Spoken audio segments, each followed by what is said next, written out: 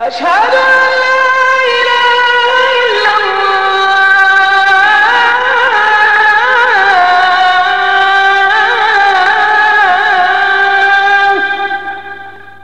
أشهد أن محمدا رسول الله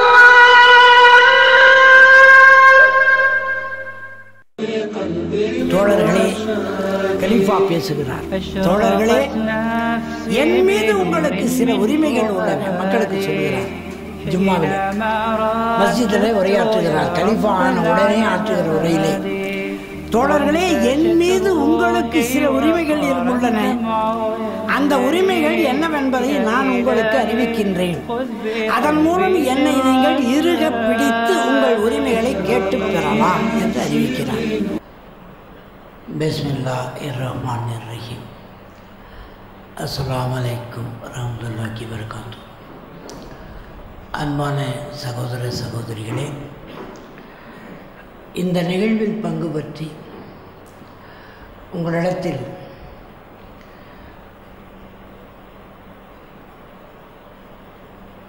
அமீருல் முஃமினீன் என்று வழங்கப்பட்ட உமர் ரலியல்லாஹு அன்ஹு அவர்களின் ஆட்சி முறையை பற்றிய சில செய்திகளை இன்றைய உலக அரசியலோடு ஒப்பிட்டு பார்க்கிறேன். அதிலிருந்து படிப்பினை பெற்றுக்கொள்கிறேன். ஏன் இறையாட்சி உலகத்திற்கு தேவைப்படுகிறது என்ற கண்ணோட்டத்தில் விளக்குகிற இந்த சில செய்திகளை உங்களோடு பகிர்ந்து கொள்ளுகிற இந்த நிகழ்வில் எல்லா உதவிகளும் புரிகிற அல்லாஹ் தாலாவுக்கே எல்லா புகழும் நன்றியும் உரித்தாகுக. இதற்கான ஏற்பாட்டில் சிரமங்களை ஏற்றுக்கொண்ட முஃப்தி சாஹிப் அவர்களுக்கும் வந்து கேட்கிற உங்கள் அனைவருக்கும் எனக்கும் இந்த நிகழ்வில் சிரமங்களை ஏற்றுக்கொண்ட எல்லோருக்கும் இம்மை நலன்களையும் மறுமை நலன்களையும் அல்லாஹ் தஆலா வாரி வழங்க வேண்டுமாய் பிரார்த்தித்தவனாய் தொடங்குகிறேன். அரசியல் என்றாலே யாரோ சிலரிடத்தில் அதிகாரங்கள் குவிந்திருப்பதும் அதை கொண்டு அவர்கள் மக்களுக்கு நிர்வாகம் செய்து மக்களை ஆளுவதுமாக உலகெங்கும் பல்வேறு அரசமைப்புகளை அரசியல் தத்துவங்கள் விரிவாக போதித்துள்ளன. பிளாட்டோ என்கிற கிரேக்க அறிஞன் எழுதிய குடியரசு என்கிற ரிப்பப்ளிக் என்று ஆங்கிலத்தில் சொல்வார்கள், அந்த நூல்தான் முதல் அரசியல் தத்துவ நூல். அதில் ஆரம்பித்து அண்மையில் மரித்து போன கடாஃபி எழுதிய கிரீன் புக் வரை, லிபியாவின் அதிபராக இருந்த கடாஃபி எழுதிய கிரீன் புக் வரை, இடையிலே மாக்கியவல்லி போன்றவர்கள் அரசியல் தத்துவங்களை வெளிப்படுத்தியிருக்கிறார்கள். ஆனால் இந்த உலகம் எல்லாவற்றையும் கணக்கில் எடுத்து கொண்டிருக்கிறதே தவிர இறைவன் இந்த அரசியலை பற்றி என்ன சொல்லியிருக்கிறான், அல்லாஹ் தஆலா சுப்ஹானஹு அல்லாஹ் என்ன சொல்லியிருக்கிறான், அதன்படி நடந்தவர்கள் எப்படி அரசியலை நடத்தி இருக்கிறார்கள், அவர்களுடைய தன்மைகள் என்னவாக இருந்தன, அவர்களுடைய சிந்தனைகள் என்னவாக இருந்தன, அவர்களுடைய அரசியல் கருத்துக்கள் என்னவாக இருந்தன, அவர்களுடைய செயற்பாடுகள் என்னவாக இருந்தன, அவைகள் எந்த அளவிற்கு பலனளித்தன, பயனளித்தன, இப்பொழுது வாழுகிற நம்முடைய இந்த காலத்து அரசியலுக்கு அவையெல்லாம் எந்த அளவிற்கு படிப்பினைகளாக இருக்கும் என்று ஆராய்ச்சி செய்வது ரொம்பவும் குறைவாக இருப்பதாக நான் உணர்கிறேன். அங்கொன்றும் இங்கொன்றுமாக சில செய்திகள் தொகுக்கப்படும் பொழுது சில பேருடைய கருத்துக்கள் கிடைக்கின்றனவே தவிர ஒட்டுமொத்தமாக ஆய்வு செய்யப்பட்டு, ஆங்கிலத்தில் சொல்வதனால் the relevance of the political philosophy of caliphs என்பது உண்மையிலேயே உலகத்தில் இதை அறியாத மனிதனே இருக்கக்கூடாது என்று என் மனம் விரும்புகின்றது. அந்த அளவிற்கு அது பரவலாக்கப்பட்டால் இம்மை வாழ்க்கையிலே அரசு ஸ்டேட் என்று சொல்லப்படுகிற அந்த அரசினுடைய நிலைமை என்னவாக இருக்கும்? அமைதியாக இருக்கும், சாந்தமாக இருக்கும். இம்மை நலன்கள் அனைத்தையும் இறைவன் அளித்த அந்த அத்தனை அருட்கொடைகளையும் பயன்படுத்தி கொள்ளக்கூடியதாக இருக்கும். சச்சரவுகள் இருக்காது, சண்டைகள் இருக்காது, யாருக்கும் மனக்குறைகள் இருக்காது, மனத்தாங்கல் இருக்காது. வெண்ணையை வைத்துக்கொண்டு நெய்க்கு அலைபவன் கதை போல இவையெல்லாம் கையில் வைத்து கொண்டே மனித குலம் எப்பொழுதும் சித்திரவதைப்பட்டு சின்னாபின்னமாகி கொண்டிருக்கிறதே என்கின்ற கவலையிலே அரசியல் தத்துவத்தின் அடிப்படையிலே கலிபாக்களின் ஆட்சியை தொடராகவே நாம் பேசலாம் என்று திட்டமிட்டிருந்தேன். முதலில் உமர் ரலியல்லாஹு அவர்களுடைய ஆட்சி முறை படிப்பினைகளை தெரிவு செய்து கொண்டேன். அதற்கு காரணம் 5 பேர். இதை நான் தேர்ந்தெடுத்து கொண்டதற்கு காரணம் 5 பேர். அதில் முதலாமானவர் மகாத்மா காந்தி என்று அழைக்கப்படுகிற மோகன் கரம்சந்த் காந்தி அவர்கள். இந்தியாவின் தேசப்பிதா என்று கூட அழைக்கப்பட்டவர். இன்றைக்கும் நம்ம ரூபா நோட்டில் எல்லாம் கூட அவர் படம் தான் போடப்பட்டிருக்கிறது. மிகப்பெரிய தலைவராக இன்றும் என்றும் இந்தியாவாலும் உலகத்தாலும் மதிக்கப்படுகிற தலைவர். அவர் ராமராஜ்யம் கோரியவர். முக்கியமான செய்தி இதுதான். அவர் வாழ்நாள் முழுக்க ராமராஜ்யம் வேண்டும் என்று கேட்டவர். ஆனால் கடைசி காலத்தில் அவர் ஒன்று சொன்னார்.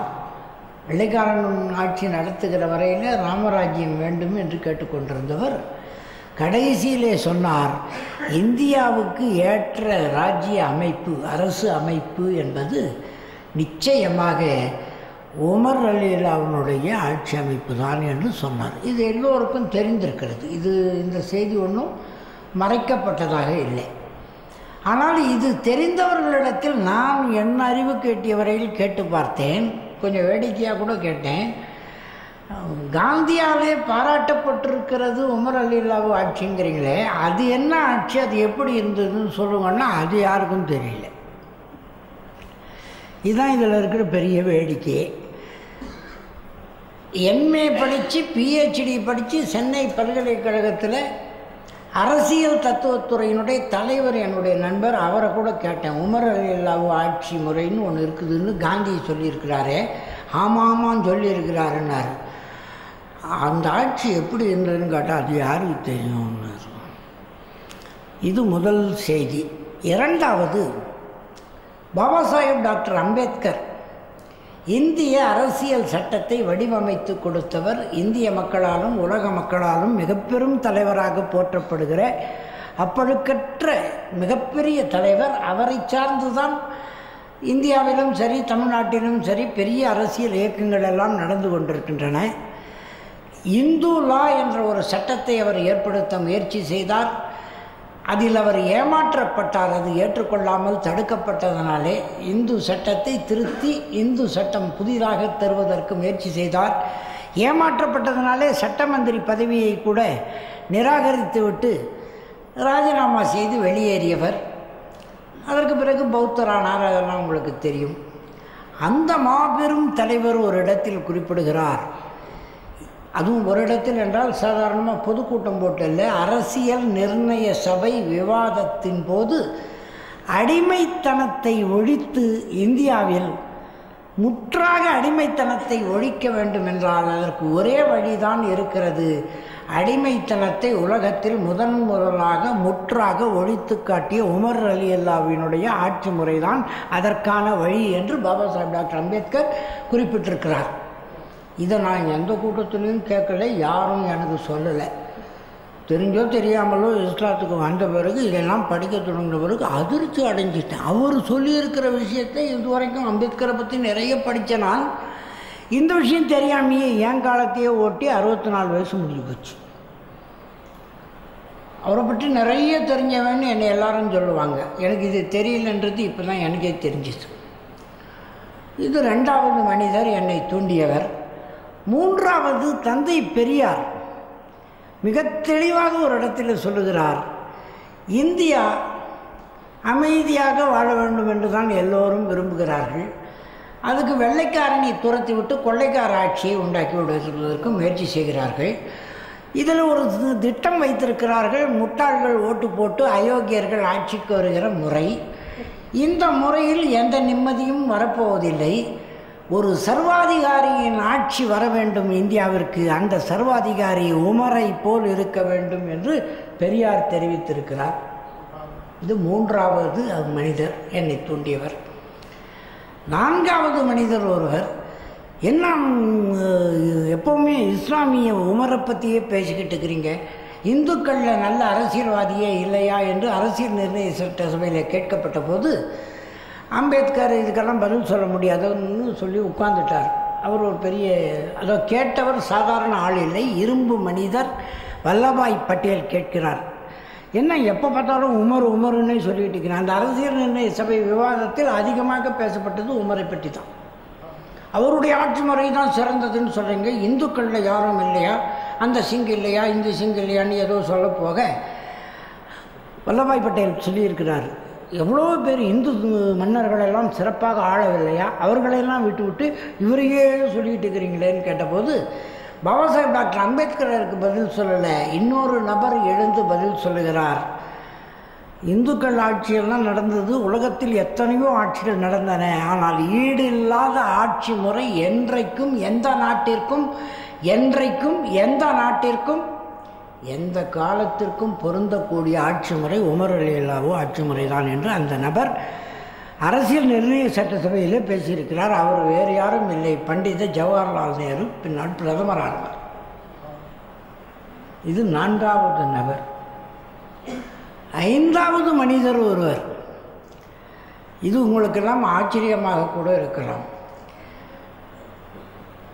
பிரெஞ்சு புரட்சி நடக்கிறது. புரட்சி நடந்து முடிந்து கொஞ்ச நாள் கழித்து மறுபடியும் மன்னராட்சி போல நெப்போலியன் மாவீரன் நெப்போலியனுடைய ஆட்சி வந்து விடுகிறது.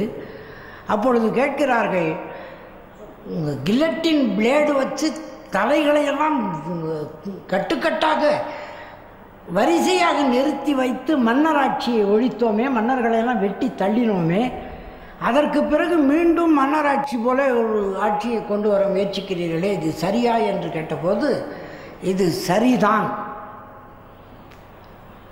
உமர் அலியல்லாஹு ஆட்சியைப் போல் என்னுடைய உலக ஆட்சி இருக்கப் போகிறது என்று நெப்போலியன் சொன்னார். இது நம்ம பாட புஸ்தகத்தில் எங்கேயும் நீங்கள் படிச்சிருக்க மாட்டீங்க. இது நெப்போலியன் வாழ்க்கை வரலாறுலேருந்து நான் சொல்லுகிறேன். இப்போ நம்ம பாடத்திட்டத்திலாம் என்ன பண்ணுறதுன்னு நீங்கள் தான் முடிவு பண்ணணும். இவ்வளவு தூரம் இருட்டடிப்பு செய்யப்பட்டு விட்ட பெரிய மனிதர்களால் புகழ்ந்து உரைக்கப்பட்ட பிறகும் அதில் என்ன இருக்கிறது என்று தெரிந்து கொள்ளாமலே இருக்கிற மனித சமூகத்திற்கு இதை எப்படியாவது தெரிவிச்சிடணுமேங்கிற என்னுடைய ஆசையில் எழுந்தது தான் இந்த உரை. இதுவரைக்கும் நான் சொன்னது முன்னுரை. இப்பொழுது நேரடியாக செய்திக்கு போய்விடலாம்.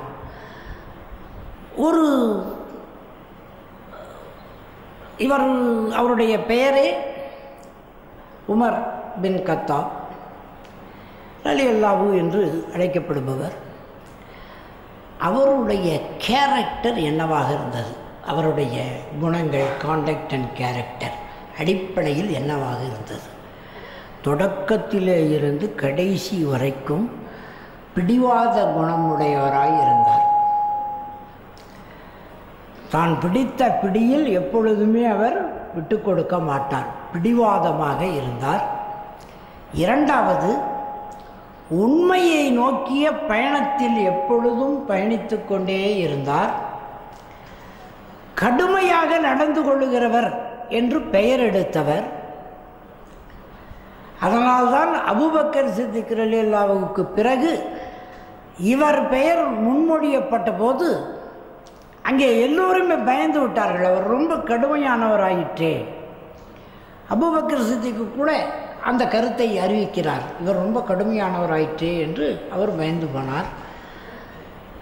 இதுதான் அவருடைய குணாதிசயத்தில் எடுப்பாக வெளியே தெரிந்த விஷயங்கள். ஆனால் உண்மையில் அவர் யாராக இருந்தார்? நாம் கொஞ்சம் முன்னோக்கி போவோம். தன்னுடைய அடிமை ஒருவன் இஸ்லாத்தை ஆதரிக்கிறான் என்று தெரிந்தபோது அடி அடி அடி என்று அவனை தன் பலம் கொண்ட மட்டும் அடித்துவிட்டு கடைசியாக சொன்னாராம், நான் இப்பொழுது அடிப்பதை நிறுத்தி விட்டிருக்கிறேன். ஏனென்றால் உனக்கு வலிக்குமே நீ அழுகிறாயே என்பதற்காக இல்லை, எனக்கு களைப்பாக இருக்கிறது, நான் கொஞ்சம் களைப்பு தீர்ந்த பிறகு மறுபடி அடிக்கிறேன் என்றவர். இஸ்லாத்துக்கு எதிராக இவ்வளவு வன்மமாக நடந்து கொண்டவர். அப்படியே அந்த காட்சியை திருப்பி பாருங்கள்.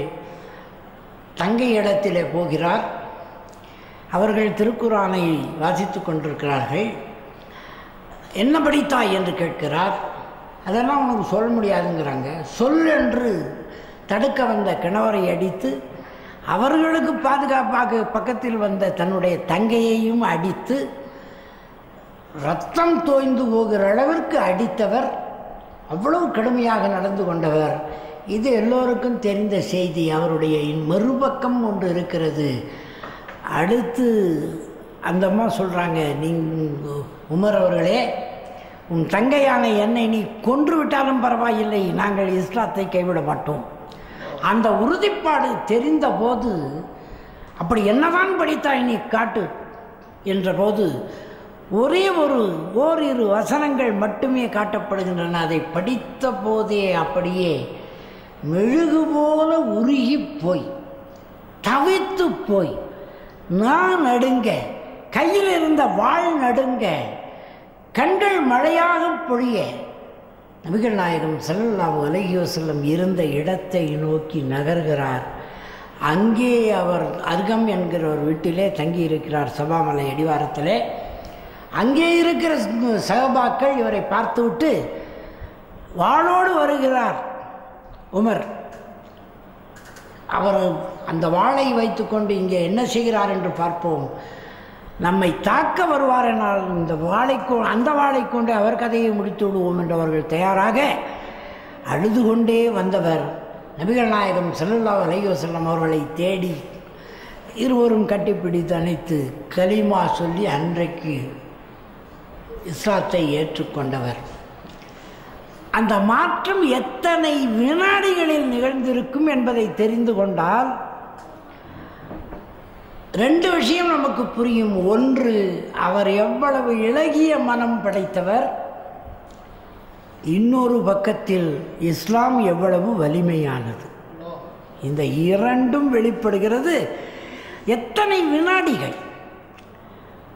அந்த ஒரு 1.5 வரி வசனம் படிக்கப்படுகிறது. அதுக்கு எவ்வளவு நேரமாகி இருக்கும். ஆனால் எனக்கு இருக்கிற ஐயமெல்லாம் இதை படித்த பிறகு 1.5 வரி வசனம் பிடிவாதக்காரரை, கடுமையாய் நடந்து கொள்ளுகிறவரை, இஸ்லாத்தை ஒழிக்காமல் விடமாட்டேன் என்றவரை, முகமது நபிகள் நாயகம் ஸல்லல்லாஹு அலைஹி வஸல்லத்தை வெட்டாமல் விடமாட்டேன் என்று வந்தவரை மாற்றக்கூடிய ஆற்றல் அந்த 1.5 வரி இறைவசனத்துக்கு இருந்ததென்றால், இவ்வளவு பேர் இவ்வளவு திருக்குரானை ஓதிவிட்ட பிறகும் நம்மளுக்கு ஒன்றும் பெரிய மாற்றம் ஏற்படலையே. என்ன அர்த்தம் அதுக்கு? அப்படியே தான் போய்கிட்டு இருக்கிறோம். அப்போது அவருடைய அந்த இளகிய தன்மை நமக்கு இல்லை. அதானே பொருள். இருக்கு கலீஃபா பொறுப்பு வந்துவிடுகிறது. மூமின்களுடைய அமீருல் ஆகிவிடுகிறார். அப்பொழுது அவர் தனக்கான வரையறையை சொல்லுகிறார். மஸ்ஜிதில் அடுத்த வெள்ளிக்கிழமையே ஜும்மாவிலே பேசுகிறார். அந்த பேச்சின் போது பழைய உமர் ரலியல்லாஹு நமக்கு தெரியவே இல்லை. அந்த சமயத்தில் அவர் யார் என்பதே நமக்கு தெரிய மாட்டேங்குது. அவருடைய அந்த தன்மை. ஏன் மகாத்மா காந்தி இவரை பாராட்டுகிறார்? ஏன் பாபா சாஹிப் டாக்டர் அம்பேத்கர் என்கிற சட்ட மேதை இவரை பாராட்டுகிறார்? ஏன் உலக வல்லரசு அமைக்க முயற்சி செய்த நெப்போலியன் இவரை பாராட்டுகிறார்? ஏன் பண்டித ஜவஹர்லால் நேரு உலக சரித்திரத்தை சிறையில் இருக்கும் பொழுது எந்த ரெஃபரன்ஸ் புக்குமே இல்லாமல் ஆயிரக்கணக்கான தகவல்களை எழுதி கடிதமாக அனுப்பக்கூடிய அளவிற்கு திறமை படைத்த ஜவஹர்லால் நேரு அவரை ஏன் பாராட்டுகிறார்? எவனையுமே உலகத்தில் ஒத்துக்கிறது இல்லைன்னு கங்கணம் கட்டிக்கிட்டு தெரிஞ்ச பெரியார் எப்படி ஒப்புக்கொண்டார்? அதற்கெல்லாம் காரணம் இதோ இங்கே இருக்கிறது. தோழர்களே, கலீஃபா பேசுகிறார். தோழர்களே, என் மீது உங்களுக்கு சில உரிமைகள் உள்ளன. மக்களுக்கு சொல்லுகிறார். ஜும்மாவில் மஸ்ஜிதில் உரையாற்றுகிறார். கலீஃபா ஆன உடனே ஆற்றுகிற உரையிலே, தோழர்களே, என் மீது உங்களுக்கு சில உரிமைகள் உள்ளன. அந்த உரிமைகள் என்னவென்பதை நான் உங்களுக்கு அறிவிக்கின்றேன். அதன் மூலம் என்னை நீங்கள் இறுக பிடித்து உங்கள் உரிமைகளை கேட்டு பெறலாம் என்று அறிவிக்கிறார். அரசியலில் இது புதிது, மிக மிக புதியது இல்லையா? இன்றைக்கு நாம் பார்க்கிற உலக அரசியல்வாதிகள் யாருமே பதவிக்கு வருவதற்கு முன்னால் இதைவிட குழைந்து பேசுவார்கள். ஆனால் வந்துவிட்ட பிறகு என்னுடைய தலைமையில் இருக்கிற ஆட்சிக்கு நீங்கள் இப்படியெல்லாம் கட்டுப்பட வேண்டும், உங்கள் கடமைகளை இப்படி செய்ய வேண்டும், அப்படி செய்ய வேண்டும், எப்படி செய்ய வேண்டும் என்று நான் நினைக்கிறேனோ அப்படி செய்ய வேண்டும்னு தான் சொல்லுவாங்களே தவிர, என் மீது உங்களுக்கு சில உரிமைகள் உள்ளன, குறித்து வைத்துக் கொள்ளுங்கள். உலக அரசியலில் இது புதிது, மிக புதிது. இன்றைக்கு இறை அரசியல் வர வேண்டும், இஸ்லாமிய அரசியல் உலகத்தை தழுவ வேண்டும் என்ற என் ஆசைக்கு அடிப்படை காரணம் இதுதான். உரிமைகள் யார் மீது யாருக்கு இருக்கின்றன? கலீஃபாவின் மீது, ஆளுகிறவர் மீது. யாருக்கு உரிமைகள் இருக்கின்றனவாம்? மக்களுக்கு இருக்கின்றனவாம். இதுதான் பிற்காலத்தில் ஒரு படையெடுப்பு நடக்கிற நேரத்தில் படை தளபதியை தேடுகிறார்கள். உபைதா என்று நினைக்கிறேன். அந்த படை தளபதியை தேடி வருகிறார் தூதர் ஒருவர். எல்லா இராணுவத்தவரும் முஸ்லிம்கள் இருக்கிறார்கள், அதாவது படை வீரர்கள். அவர்கள் எளிமையாக உடுத்தி இருக்கிறார்கள், எளிமையாக உண்டு கொண்டு இருக்கிறார்கள், ஒரு ஓரத்தில் உட்கார்ந்து கொண்டு இருப்பவர்கள். இவர்களில் எப்படி இருந்தாலும் அந்த தளபதியை கண்டுபிடித்து விடலாம், அவர் படாடோமாக உடுத்தி இருப்பார், பார்த்தாலே தெரிந்துவிடும் என்று தேடிய அந்த தூதுவர் தேடி பார்த்து அழுத்து போனாராம். கேட்டுதான் தெரிந்து கொள்ள வேண்டும் என்ற நிலை வந்தபோது, உங்கள் தளபதி எங்கே இருக்கிறாருன்னு அது உட்காந்துருக்காரு, அவர் தான் நாங்களாம்.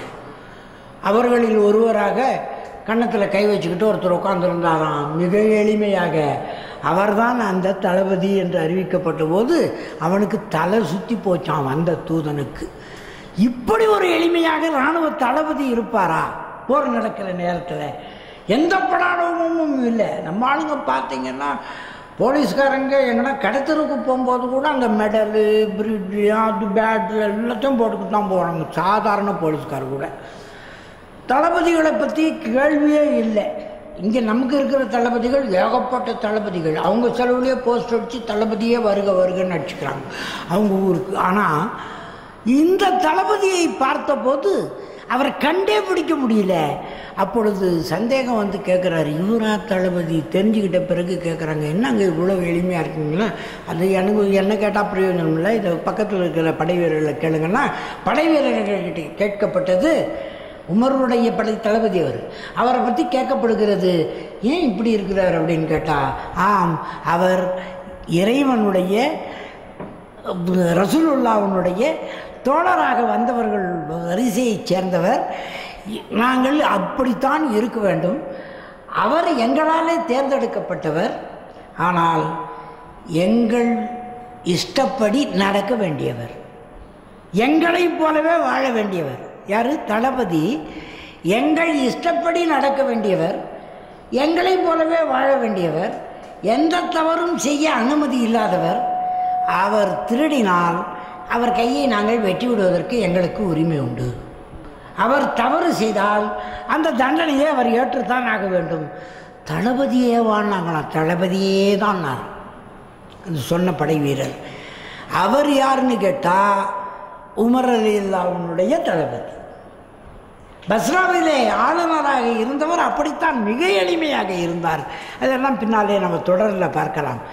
இவ்வளவு உரிமைகளும் எப்படி யாருக்கு கிடைத்தது? மனிதர்களுக்கு, மக்களுக்கு கிடைக்கிறது. என் மீது உங்களுக்கு சில உரிமைகள் உள்ளன. அந்த உரிமைகள் என்னவென்பதை நான் உங்களுக்கு அறிவிக்கிறேன். அதன் மூலம் நீங்கள் என்னை இறுக பிடித்து உங்கள் உரிமைகளை கேட்டு பெறலாம்.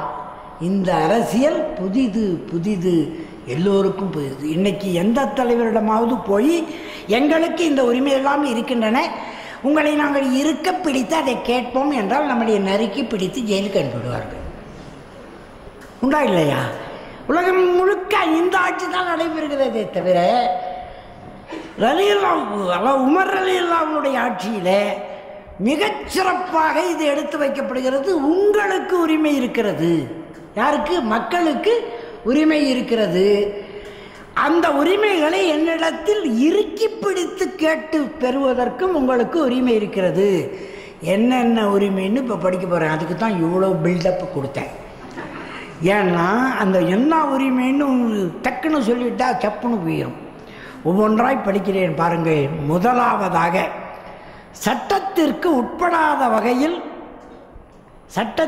உட்படாத வகையில் எந்தவித வரிகளும் சந்தாக்களும் உங்களிடமிருந்து பெற்றுக்கொள்ளப்பட மாட்டாது. சட்டப்படியான வரிகள், அதாவது மணல் அள்ளுறதுக்கு தனி வரி, அதெல்லாம் அங்கே கிடையாது. ஆற்று மணலை அள்ளிட்டு போகிறதுக்கு அனுமதியே கிடையாது. உமர் ரலியல்லாஹுவிடத்தில் 2 பேர் வருகிறார்கள். அதாவது மன்னிக்க வேண்டும், அபூபக்கர் சித்திக் கலீஃபாவாக இருந்தபோது 2 பேர் வருகிறார்கள். தரிசாக கிடக்கிற நிலம் தானே, அந்த நிலத்தை நாங்கள் பயன்படுத்தி கொள்ளுகிறோமே என்று அபூபக்கர் சித்திக் ரலியல்லாஹுவிடத்தில் கேட்கிறார்கள். அவரும் யோசனை செய்து சும்மா இருக்கிற இடம் தானே எடுத்துக்குங்கன்னு சொல்லிட்டாரு. அதுக்கு பத்திரமெல்லாம் பதிவு செய்கிறாங்க. நீங்கள் எடுத்து உபயோகிக்கலாம், அனுபவித்து கொள்ளலாம் என்று பட்டா பண்ணி கொடுக்குற மாதிரி கையெழுத்தெல்லாம் போட்டுவிட்டார். யார்? கலீஃபா போட்டார்.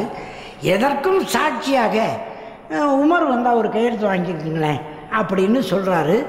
உமர் ரலியல்லாஹு வர்றாங்க. வந்த உடனே இந்த பத்திரத்தை படித்து பார்த்து விட்டு, கவனியுங்கள், நான் கையெழுத்து போட மாட்டேன் என்கிறார். அவர்கள் என்ன நினச்சிக்கிட்டு இருந்தாங்க? சாட்சி கையெழுத்து தானே, யாரோ போடுறது உமர் ரலியல்லாஹு போட போகிறாரு. அபூபக்கர் சித்திக் கலீஃபாவே போட்டார், இவர் என்ன அப்படின்ட்டு சந்தோஷமாக இருந்த நேரத்தில் இவர் போட மாட்டேங்கிறாரு. ஏன் போட மாட்டேன்றீங்கிறாங்க. கலீஃபாவும் கூப்பிட்டு கேட்குறாரு, சும்மா கிடக்கிற இடம் தானே, அதை கொடுக்க வேண்டியது தானேன்னு கேட்டால், அது சும்மா கிடக்கிற இடம்தான், அது உங்களுதான்னு கேட்குறாரு. கலீஃபாவுதா? நீங்கள் தானே ஆளுநராச்சே, ஆளுகிறவராச்சே, உங்களுதா? அது இறைவன் தந்தது, மக்களுக்கு தந்தது, அது உங்களது இல்லை. அதை எப்படி இவங்களுக்கு கொடுத்தீங்க? யாரை கேட்டு கொடுத்தீங்க அந்த 2 பேருக்கு? அப்போ என்ன செய்யறது? குத்தகைக்கு வேண்டுமானால் கொடுங்கள், மக்கள் சொத்தை அவர்களுக்கு தருவதற்கு நமக்கு உரிமை இல்லை, நான் கையெழுத்து போட மாட்டேன் என்றார். எப்போ? அவர் அபூபக்கர் சித்திக் ரலியல்லாஹு ஆளுநராக, அதாவது கலீஃபாவாக இருந்தபோது. இப்போ இவர் கையில் வந்த உடனே முதலாவதாக, சட்டத்திற்கு உட்படாத வகையில் எந்த விதமான வரிகளும் சந்தாக்களும் உங்களிடமிருந்து, மக்களிடமிருந்து பெற்றுக்கொள்ளப்பட மாட்டாது. இரண்டாவதாக, அவ்வாறு பெறப்படுகின்ற வரிகள் யாவும், சட்டத்துக்கு உட்பட்டு பெறப்படுகின்ற வரிகள் யாவும் யாருக்கு செலவழிக்கப்படும்? கலீஃபா பொறுப்பை ஏற்ற உடனே சொல்லுகிறார், உங்களது நலன்களுக்காகவே செலவழிக்கப்படும். ஏன் அம்பேத்கர் ஒப்புக்கொண்டார்? ஏன் ஜவஹர்லால் நேரு ஒப்புக்கொண்டார்? ஏன் பெரியார் ஒப்புக்கொண்டார்? யாரையுமே ஒத்துக்க மாட்டார். பெரியார் கண்ணாடியில் பார்த்து அவரையே ஒத்துக்க மாட்டார். நீ சொன்னால் மட்டும் நான் ஒத்துக்கணும், நான் வேடிக்கைக்கு சொல்லலை, அவரே சொன்னார். ராமசாமி என்கிற ஈவே ராமசாமி என்கிற காட்டுமிராண்டி சொன்னான் என்று என் கருத்தை தள்ளிவிட்டு போங்க, 25 ஆண்டு கழித்து அந்த அளவிற்கு நீங்கள் சிந்திக்க வேண்டும், என் கருத்தை கூட நீங்கள் ஏற்றுக்க வேண்டிய அவசியம் இல்லைன்னு சொன்னவர் பெரியார்.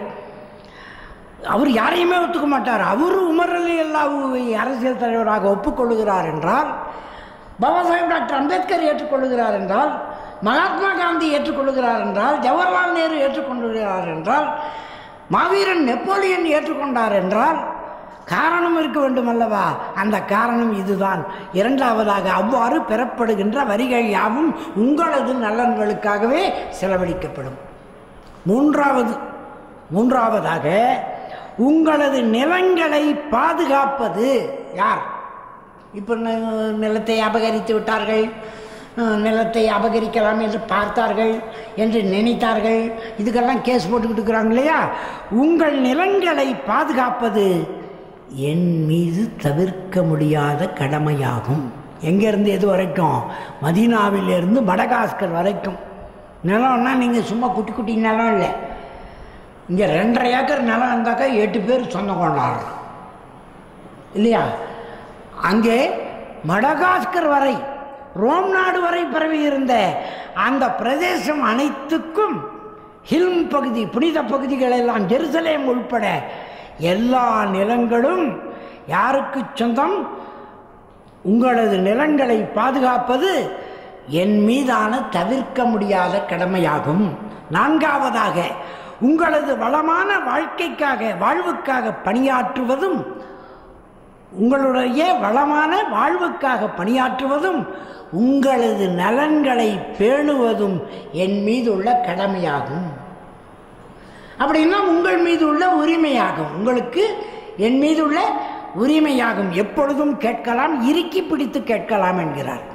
5வதாக, நீதியுடன் நடந்து கொள்வதும் என் மீது உள்ள கடமையாகும். அல்லாவின் நல்லடியார்களே, அல்லாவுக்கு அஞ்சிக் கொள்ளுங்கள். உங்களுடைய சுயநலன்களை மூட்டை கட்டி வைத்து விடுங்கள். முழு உம்மத்திற்காகவும் பாடுபடுங்கள். இந்த அரசை திறம்பட நடத்துவதற்கு நீங்கள் அனைவரும் பங்குதாரர்களே. உங்கள் நல்ல அறிவுரைகள் மூலம் எனக்கு உதவுங்கள். நான் வழி தவறினால் என்னை நெறிப்படுத்துங்கள். உங்கள் புத்திமதிகள் மற்றும் ஆலோசனைகள் மூலம் என்னை பலப்படுத்துங்கள்.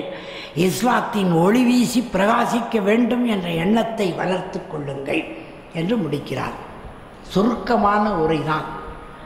ஆனால் உலக அரசியல் தத்துவத்தில் இதற்கு நிகரான ஒரு மேக்னா கார்ட்டா, ஒரு அரசியல் சட்ட சுருக்கம் உலகத்தில் வேறெங்கும் இருப்பதாக நான் அறியவில்லை. இது இவருக்கு எங்கிருந்து வந்தது? அமீருல் முமினீன், இஸ்லாமியர்களுடைய, அதாவது மூமின்கள் நம்பிக்கையாளர்களுடைய தலைவர் என்ற பொறுப்பை அவர் ஏற்றுக்கொண்டார். இந்த பெயர் அவருக்கு வந்ததே ஒரு வேடிக்கையான சம்பவமாக இருக்கிறது அவருடைய வாழ்க்கையிலே. இவரை எப்படி அழைக்கலாம்? இதற்கு முன்னாலே அபூபக்கர் சித்திக் ரலியல்லாஹு அவர்களை கலீஃபத்துர் ரசூல் என்று அழைக்கிறார்கள். கலீஃபத்துர் ரசூல் என்று அழைக்கிறார்கள். ஆனால் இவருக்கு அவர் ரசூலுடைய பிரதிநிதி, ரசூலுல்லாஹ்வுடைய பிரதிநிதி என்று அழைக்கப்படுகிறார். 2 ஆண்டுகள் தான் அவர் ஆட்சி நடத்த முடிந்தது, இறந்துவிட்டார். அதற்கு பிறகு பொறுப்பு ஏற்ற இவர், அந்த சமயத்தில் பொறுப்பேற்ற அவராலே நியமிக்கப்பட்ட இவர் பொறுப்பு ஏற்ற உடனே இவருக்கு என்ன பெயர்? கலீஃபா என்று வைத்துக் கொள்ளலாம் என்று தோன்றுகிறது. ஆனால் பின்னாலே வருகிறவர்கள் எல்லாரும் இதையே பின்பற்றி கொண்டு வந்தால் கடாஃபி வரைக்கும் கலீஃபா இருப்பாங்க. அதனால் இவர் என்ன பண்ணுறாரு? கலீஃபா என்பது வேண்டாம், வேறு பெயரை சூட்டிக்கொள்ளலாம் என்று நினைத்து கொண்டிருக்கும் பொழுது யாரோ 2 பேர் வேறு ஏதோ குபா என்கிற பகுதியிலிருந்து வருகிறார்கள். அவர்கள் வந்து இவருடைய தோழர் ஒருவரை பார்த்து கேட்கிறார்கள். அவரும் யோசனை பண்ணிக்கிட்டு இருக்கிறார், இவருக்கு என்ன பேர் வைக்கலான்னு. சஹாபா ஒருத்தர் நினச்சிக்கிட்டு இருக்கிற நேரத்தில் வந்தவங்க சொல்கிறாங்க, நாங்கள் இந்த விஷயமா வந்திருக்கிறோன்னு உங்கள் அமீருல் முமினீன் கிட்ட சொல்லிடுங்க. முமினின்னு சொன்னோமா, முமினீன் அவர்கிட்ட சொல்லிடுங்க. இவருக்கு தூக்கி வாரி பட்டுது. அமீருல் முமினீனா? யாரை சொல்கிறீங்க நீங்கள்? அவர் தான் உங்கள் உமர் ரலியல்லாஹு தான் சொல்கிறேன்னு உடனே அடிச்சக்க நல்ல பேராக இருக்குதுன்னு அவர்கிட்டயே போய் சொல்கிறாரு, உங்களை எப்படியே அழைக்கிறேன். அவரும் இது நல்லா தான் இருக்குது அப்படின்னு ஒத்துக்கிட்டாரு. ஆனால் உடனே அந்த பெயரை ஏற்றுக்கொள்ளவில்லை. மக்கள் சபையை கூட்டி இந்த பெயரை நான் ஏற்றுக்கொள்ளலாமா என்று கேட்கிறார். இப்போ மறுபடியும் அங்கே சட்டத்திற்கு உட்படாத வகையில் எதுவும் இருக்கக்கூடாது, உங்கள் ஆலோசனை இல்லாமல் நான் எதுவும் செய்ய மாட்டேன் என்று சொல்லுகிறாரே. இந்த அரசு அமைப்பு இன்றைக்கு உலகத்திற்கு தேவையா இல்லை? இன்றைக்கு வருகிறவர்கள் எல்லோரும் மக்களுக்காக, மக்களாலே, மக்களோடு வாழ்வதற்காகத்தான் வருகிறார்கள். ஆனால் அதுக்கு பேர் வேறு வச்சுருக்காங்க. ஆங்கிலத்தில் சொல்லுவாங்க, democracy is a government of the people, for the people and by the people. இதெல்லாம் நம்ம படிச்சிருக்கணும் இல்லையா? ஆனால் நடைமுறையில் என்னவாக இருக்கிறது? Government of the people, OFF. Government to buy the people, BUI. அவங்கள வாங்கிறதுக்கு தான் பயன்படுத்துகிறாங்க. வாங்கிக்கிறாங்க இல்லையா தேர்தலுக்கு. Government of the people, government to buy the people, government for the people இல்லை, FAR, ஃபார் த பீப்புள். ரொம்ப தூரம் போயிடுறாங்க கவர்மெண்ட் மக்களை விட்டுட்டு. ஆனால் மக்களோடே இருந்து பேர் வச்சுக்கிறது கூட, அடைமொழியில் என்னான்னு கூப்பிடுறதுன்றது கூடவா மக்கள் சபையை கூப்பிட்டு கேட்பாங்க? கேட்குறார். அதனால்தான் காந்தியால் பாராட்டப்பட்டார். அதனால்தான் பாபா சாஹேப் டாக்டர் அம்பேத்கரால் இவருடைய ஆட்சி முறை பாராட்டப்பட்டது. இந்த முன்னுரை போதும் என்று நினைக்கிறேன். இப்படி அமீருல் முமினாக இருந்தவர் உதவித்தொகை வழங்குகிறார். முதல்ல யார் யாருக்கு வழங்க வேண்டும் என்று ஒரு பட்டியல் போடப்படுகிறது. ஏன் அந்த பொறுப்பு, கலிஃபா பொறுப்புக்கு வந்தபோது அதற்கு முன்பாக அவர் என்னவாக இருந்தார்? பெரிய வியாபாரியாக இருந்திருக்கிறார். நல்ல வளமான வாழ்க்கை இருந்திருக்கிறது. கலிஃபாவாக வந்ததும் அது நிறுத்தப்பட்டு விடுகிறது. இப்பொழுது அவருக்கு வருமானம் ஏதாவது தரணும் இல்லையா, சம்பளம் தரணும் இல்லை, அந்த சம்பளம் நிர்ணயிக்கப்படுகிறது. இந்த இடத்தில் கண்ணீர் விடாமல் என்னால் இந்த செய்தியை படிக்கவே முடியவில்லை. பலமுறை கண்ணீர் விட்டுவிட்டேன் இந்த செய்தியை படித்த போது. அவருக்கு ஒரு தொகை சம்பளம் மாதிரி ஏதோ நிர்ணயிக்கிறாங்க. இப்போ நம்ம MLAக்கள், MPக்கள், பிரதமர், ஜனாதிபதி எல்லாருக்கும் சம்பளம் கொடுக்குறாங்க இல்லையா, அதுபோல் அவருக்கு ஒரு சம்பளம் நிர்ணயிப்பது என்ற முடிவாகிறது. எவ்வளவு நிர்ணயிப்பதுன்னு பார்க்குறாங்க. அலி ரலியல்லாஹு அவர் தான் அதை நிர்ணயிக்கிற பொறுப்பை ஏற்றுக்கொள்கிறார். ரொம்பவும் இல்லாமல், ஆடம்பரமாக பெரிய அளவிலும் இல்லாமல், ரொம்ப குறைவாகவும் இல்லாமல் ஒரு தொகை நிர்ணயிக்கப்படுகிறது. அதை அவர் இவ்வளோதான் உங்களுக்கு வருமானம்ங்கிறாங்க. நல்லா கவனிங்க. ரொம்ப ஆடம்பரமான பெரிய சம்பளம் இல்லை, அதுக்குன்னு ரொம்ப கஷ்டப்படுத்துகிற அளவுக்கு ரொம்ப குறைவாகவும் இல்லை, ஒரு நியாயமான சம்பளத்தை நிர்ணயிக்கிறார். கொஞ்ச காலம் ஆன உடனே அது போதவில்லை என்று அலி ரலியல்லாஹுவுக்கு தெரிந்து விடுகிறது. அதனாலே அவர்கள் சகபாக்கள், அவங்க நண்பர்களை எல்லாம் கூடி பேசி கொஞ்சம் உயர்த்தி தரலாம் என்று முடிவெடுக்கிறார்கள். இவரிடத்தில் அதை பற்றி பேச முடியாது. அவர் கடுமையான குணமுள்ளவர் இல்லையா, அவர்கிட்ட போய் உன் சம்பளத்தை உயர்த்தி கொடுக்குறேன்னா அவர் ரொம்ப கோபப்படுவார் என்பதனாலே நபிகள் நாயகம் ஸல்லல்லாஹு அலைஹி வஸல்லம் அவர்களுடைய துணைவியாராக ஹப்ஸா ரலியல்லாஹு அவர்கள் இருக்கிறார்களே, அவர்களிடத்தில், அதாவது இவருடைய மகள் உமர் ரலியல்லாஹுனுடைய மகள், அவரிடத்தில் ரெக்கமெண்டேஷனுக்கு போகிறாங்க. மற்றவங்கெல்லாம் போயிட்டு சொன்ன பிறகு அவங்க சாதாரணமாக கேட்டாங்களாம், இந்த மாதிரி கஷ்டப்படுறீங்களேன்ட்டு கொஞ்சம் அவங்க கூட்டி தரணும், எதை உங்களுக்கு தருகிற அந்த உதவித்தொகையை கொஞ்சம் அதிகப்படுத்தி தரலாம் என்று நினைக்கிறார்கள். இவ்வளவுதான். அந்த ஒரிஜினல் உமர் வெளியே வந்துட்டார். எந்த உமர்?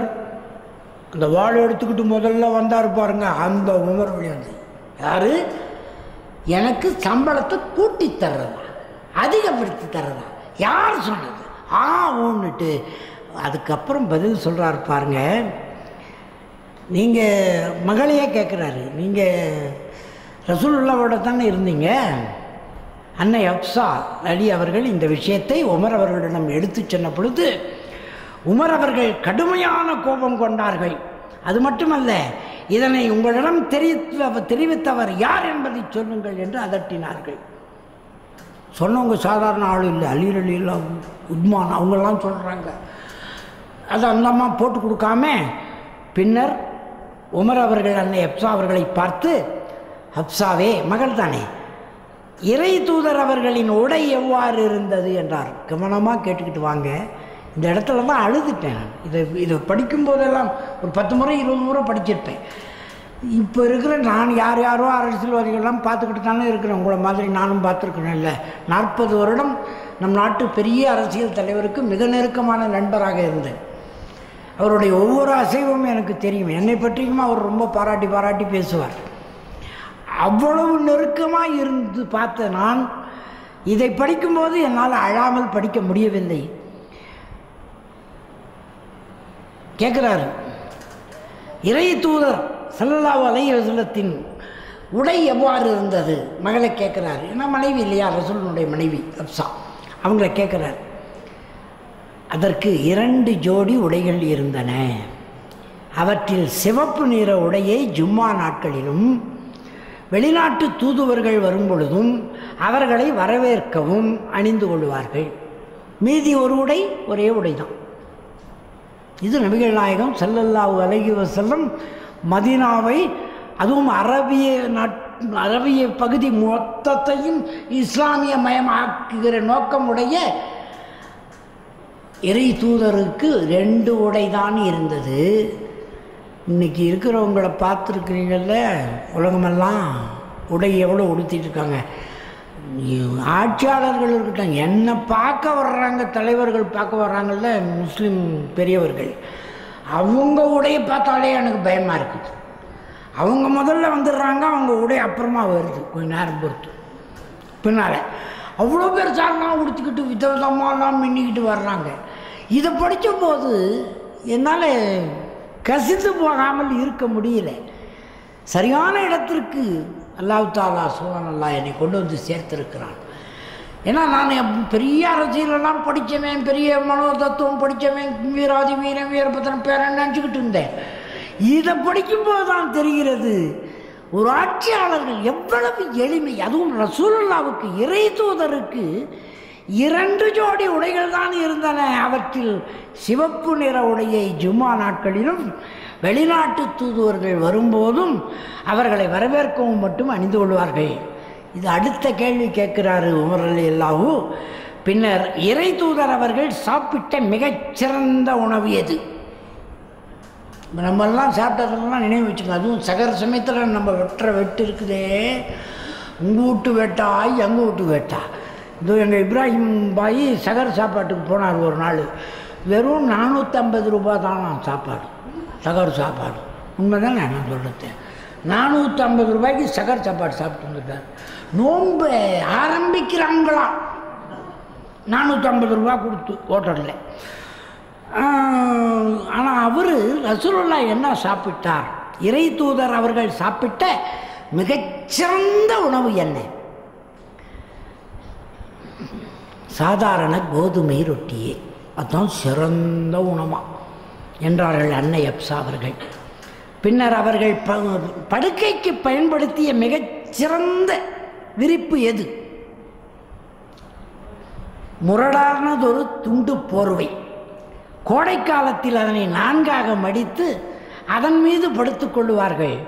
இன்னும் குளிர்காலத்தில் 2ஆக மடித்து, கோடை காலத்தில் 4ஆக மடித்து படுத்துக் கொள்வார்கள். குளிர்காலத்தில் 2ஆக மடித்து மேல் ஒரு பகுதியிலும் கீழ் ஒரு பகுதியாக மடித்து 2 மடிப்புகளை போர்வையாக போர்த்திக் கொள்வார்கள். இதுதான் அவர் வைத்திருந்த பெரிய படுக்கை. இதனை கேட்ட பின் உமர் அவர்கள் கூறினார்கள், கவனியுங்கள், இதுதான் அரசியல் தத்துவம் வெடித்து கிளம்புகிறது உமர் அலியின் இடத்திலே. ஹப்ஸாவே, யார் உங்களை அனுப்பி வைத்தார்களோ அவர்களிடம் சென்று ஒரு மனிதன் எவ்வாறு வாழ வேண்டும் என்பதற்கான முன்னுதாரணத்தை இறை தூதர் அவர்கள் காட்டிவிட்டுத்தான் சென்றுள்ளார்கள் என்று சொல்லுங்கள். அவரை நான் பின்பற்ற விரும்புகிறேன். என்னுடைய நோக்கம் இறை தூதர் ஸல்லல்லாஹு அலைஹி வஸல்லம் மற்றும் அபூபக்கர் ஆகியோரின் நோக்கங்கள். எனக்கும் ரசூலுல்லாவுக்கும் அபூபக்கர் சித்திக் ரலியல்லாஹு அவர்களுக்கும் ஒரே நோக்கம்தான். எங்களுக்கான உதாரணம் என்னவென்றால், ஒரே பாதையில் பயணிக்கின்ற 3 பயணிகள் போன்றது. முதலாவது மனிதர் கட்டுச்சாதனங்களுடன் பயணத்தை ஆரம்பித்து தனது குறிக்கோளை அடைந்து கொண்டார். 2வது மனிதரும் அவ்வாறே அவருடைய குறிக்கோளை அடைந்து கொண்டார். இப்போது 3வதாக நான் அந்த பயணத்தை தொடர்ந்துள்ளேன். உமராகிய நான் அவர்கள் சென்ற பாதையின் வழியாகவே சென்றேன் என்றால் அவர்களை நான் அடைந்து கொள்வேன். அவ்வாறு இல்லாமல் உங்களிடம் அதிக சம்பளம் பெற்றேன் என்றால் அவர்களை நான் என்றைக்கும் அடைய மாட்டேன், கண்டுகொள்ள முடியாது என்கிறார்.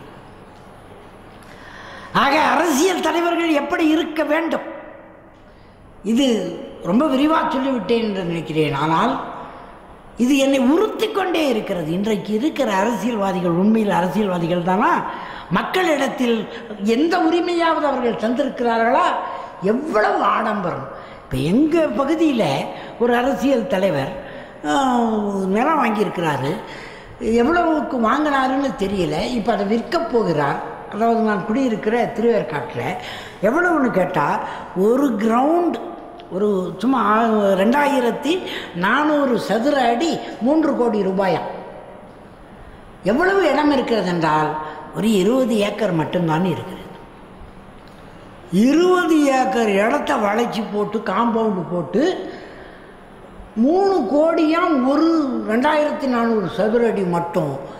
இவ்வளவும் அவர் நாளைக்கு மன்னாரை ஒரு 4 ஏக்கரில் வச்சுக்குவார் போல இருக்கட்டும். அந்த மாதிரி அரசியல் தலைவர்கள்லாம் இருக்காங்க. இப்போ பதவியிலே இல்லை. அவங்களே இவ்வளோ வச்சுக்கிட்டு இருக்கிறாங்க. ஆனால் ரசூலுல்லாவும் அபூபக்கர் சித்திக் ரலியல்லாஹுவும் உமரும் எந்த பாதையை தேர்ந்தெடுத்தார்கள் உமர் ரலியல்லாஹு என்பதை பார்க்கும் பொழுது அடுத்த இடத்திற்கு போவோம். யூதர்களும் கிறிஸ்தவர்களும் இருக்கிற பகுதிகளிலே, அதாவது காஃபிர்கள் இருக்கிற பகுதிகளிலே இஸ்லாமிய ஆட்சி அமைக்கப்படும் பொழுது அவர்களை என்ன செய்வது என்கிற பிரச்சனை வருகிறது. வருமா வராதா?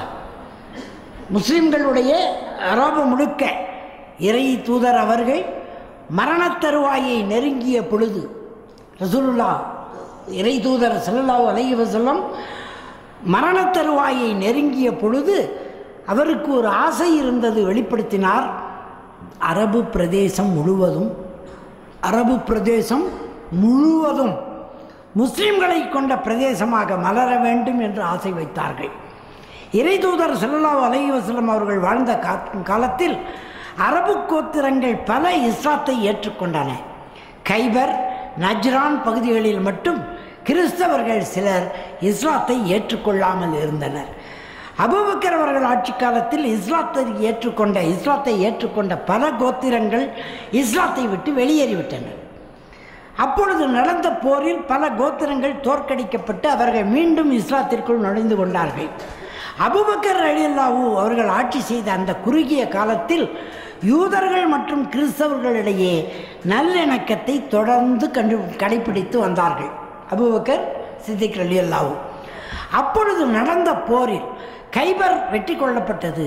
அதன் பின் யூதர்கள் முஸ்லிம்களிடம் செய்து கொண்ட ஒப்பந்தத்தின் அடிப்படையில் கவனியுங்கள், ஒரு ஒப்பந்தம் செய்து கொண்டார்கள். இஸ்லாமிய ஆட்சி தீவிரவாதம், பயங்கரவாதம், அந்த வாதம் இந்த வாதங்கிறாங்களே, அங்கே என்ன ஒப்பந்தம் செய்யப்பட்டது என்றால், அதன் பின் யூதர்கள் முஸ்லிம்களிடம் செய்து கொண்ட ஒப்பந்தத்தின் அடிப்படையில் யூதர்கள் விளைவிக்கின்ற தானியங்களில் பாதியை இஸ்லாமிய அரசுக்கு வழங்கி விடுவது என்றும், தேவைப்படும் நேரத்தில் கைபரை முஸ்லிம்களிடத்தில் திருப்பி ஒப்படைப்பது என்றும் அந்த ஒப்பந்தத்தில் முடிவாகியது. ஒரு ஒப்பந்தம் முடிவாகிச்சு. உமர் அவர்கள் ஆட்சி பொறுப்புக்கு வந்த பின்னர் ஒரு முறை தம்முடைய மகன் அப்துல்லா அவர்களை கைபருக்கு அனுப்பி வைத்து யூதர்களிடமிருந்து ஒப்பந்தப்படி வரிப்பணத்தை வசூல் செய்து வர அனுப்பினார்கள். கைபருக்கு வந்த அப்துல்லா அவர்கள் ஒரு வீட்டு கூரையின் கீழ் படுத்திருந்த பொழுது யூதர்கள் சதி செய்து அவரது படுக்கையை கீழே தள்ளிவிட்டு காயம் ஏற்படுத்தி விட்டார்கள். இந்த வழக்கை ஆய்வு செய்த உமர் அவர்கள் யூதர்களை கொலைச்சதியில் ஈடுபட்டதை அறிந்து கைபரை விட்டு யூத கிறிஸ்தவர்களை வெளியேறும்படி உத்தரவிட்டார்கள். அசையும் சொத்துக்களை மட்டும் அவர்களுடன் எடுத்துச் செல்ல அனுமதித்தார் உமர் ரலியல்லாஹு. அசையா சொத்துக்களை அங்குள்ள முஸ்லிம்களிடம் பங்கிட்டு விட்டார்.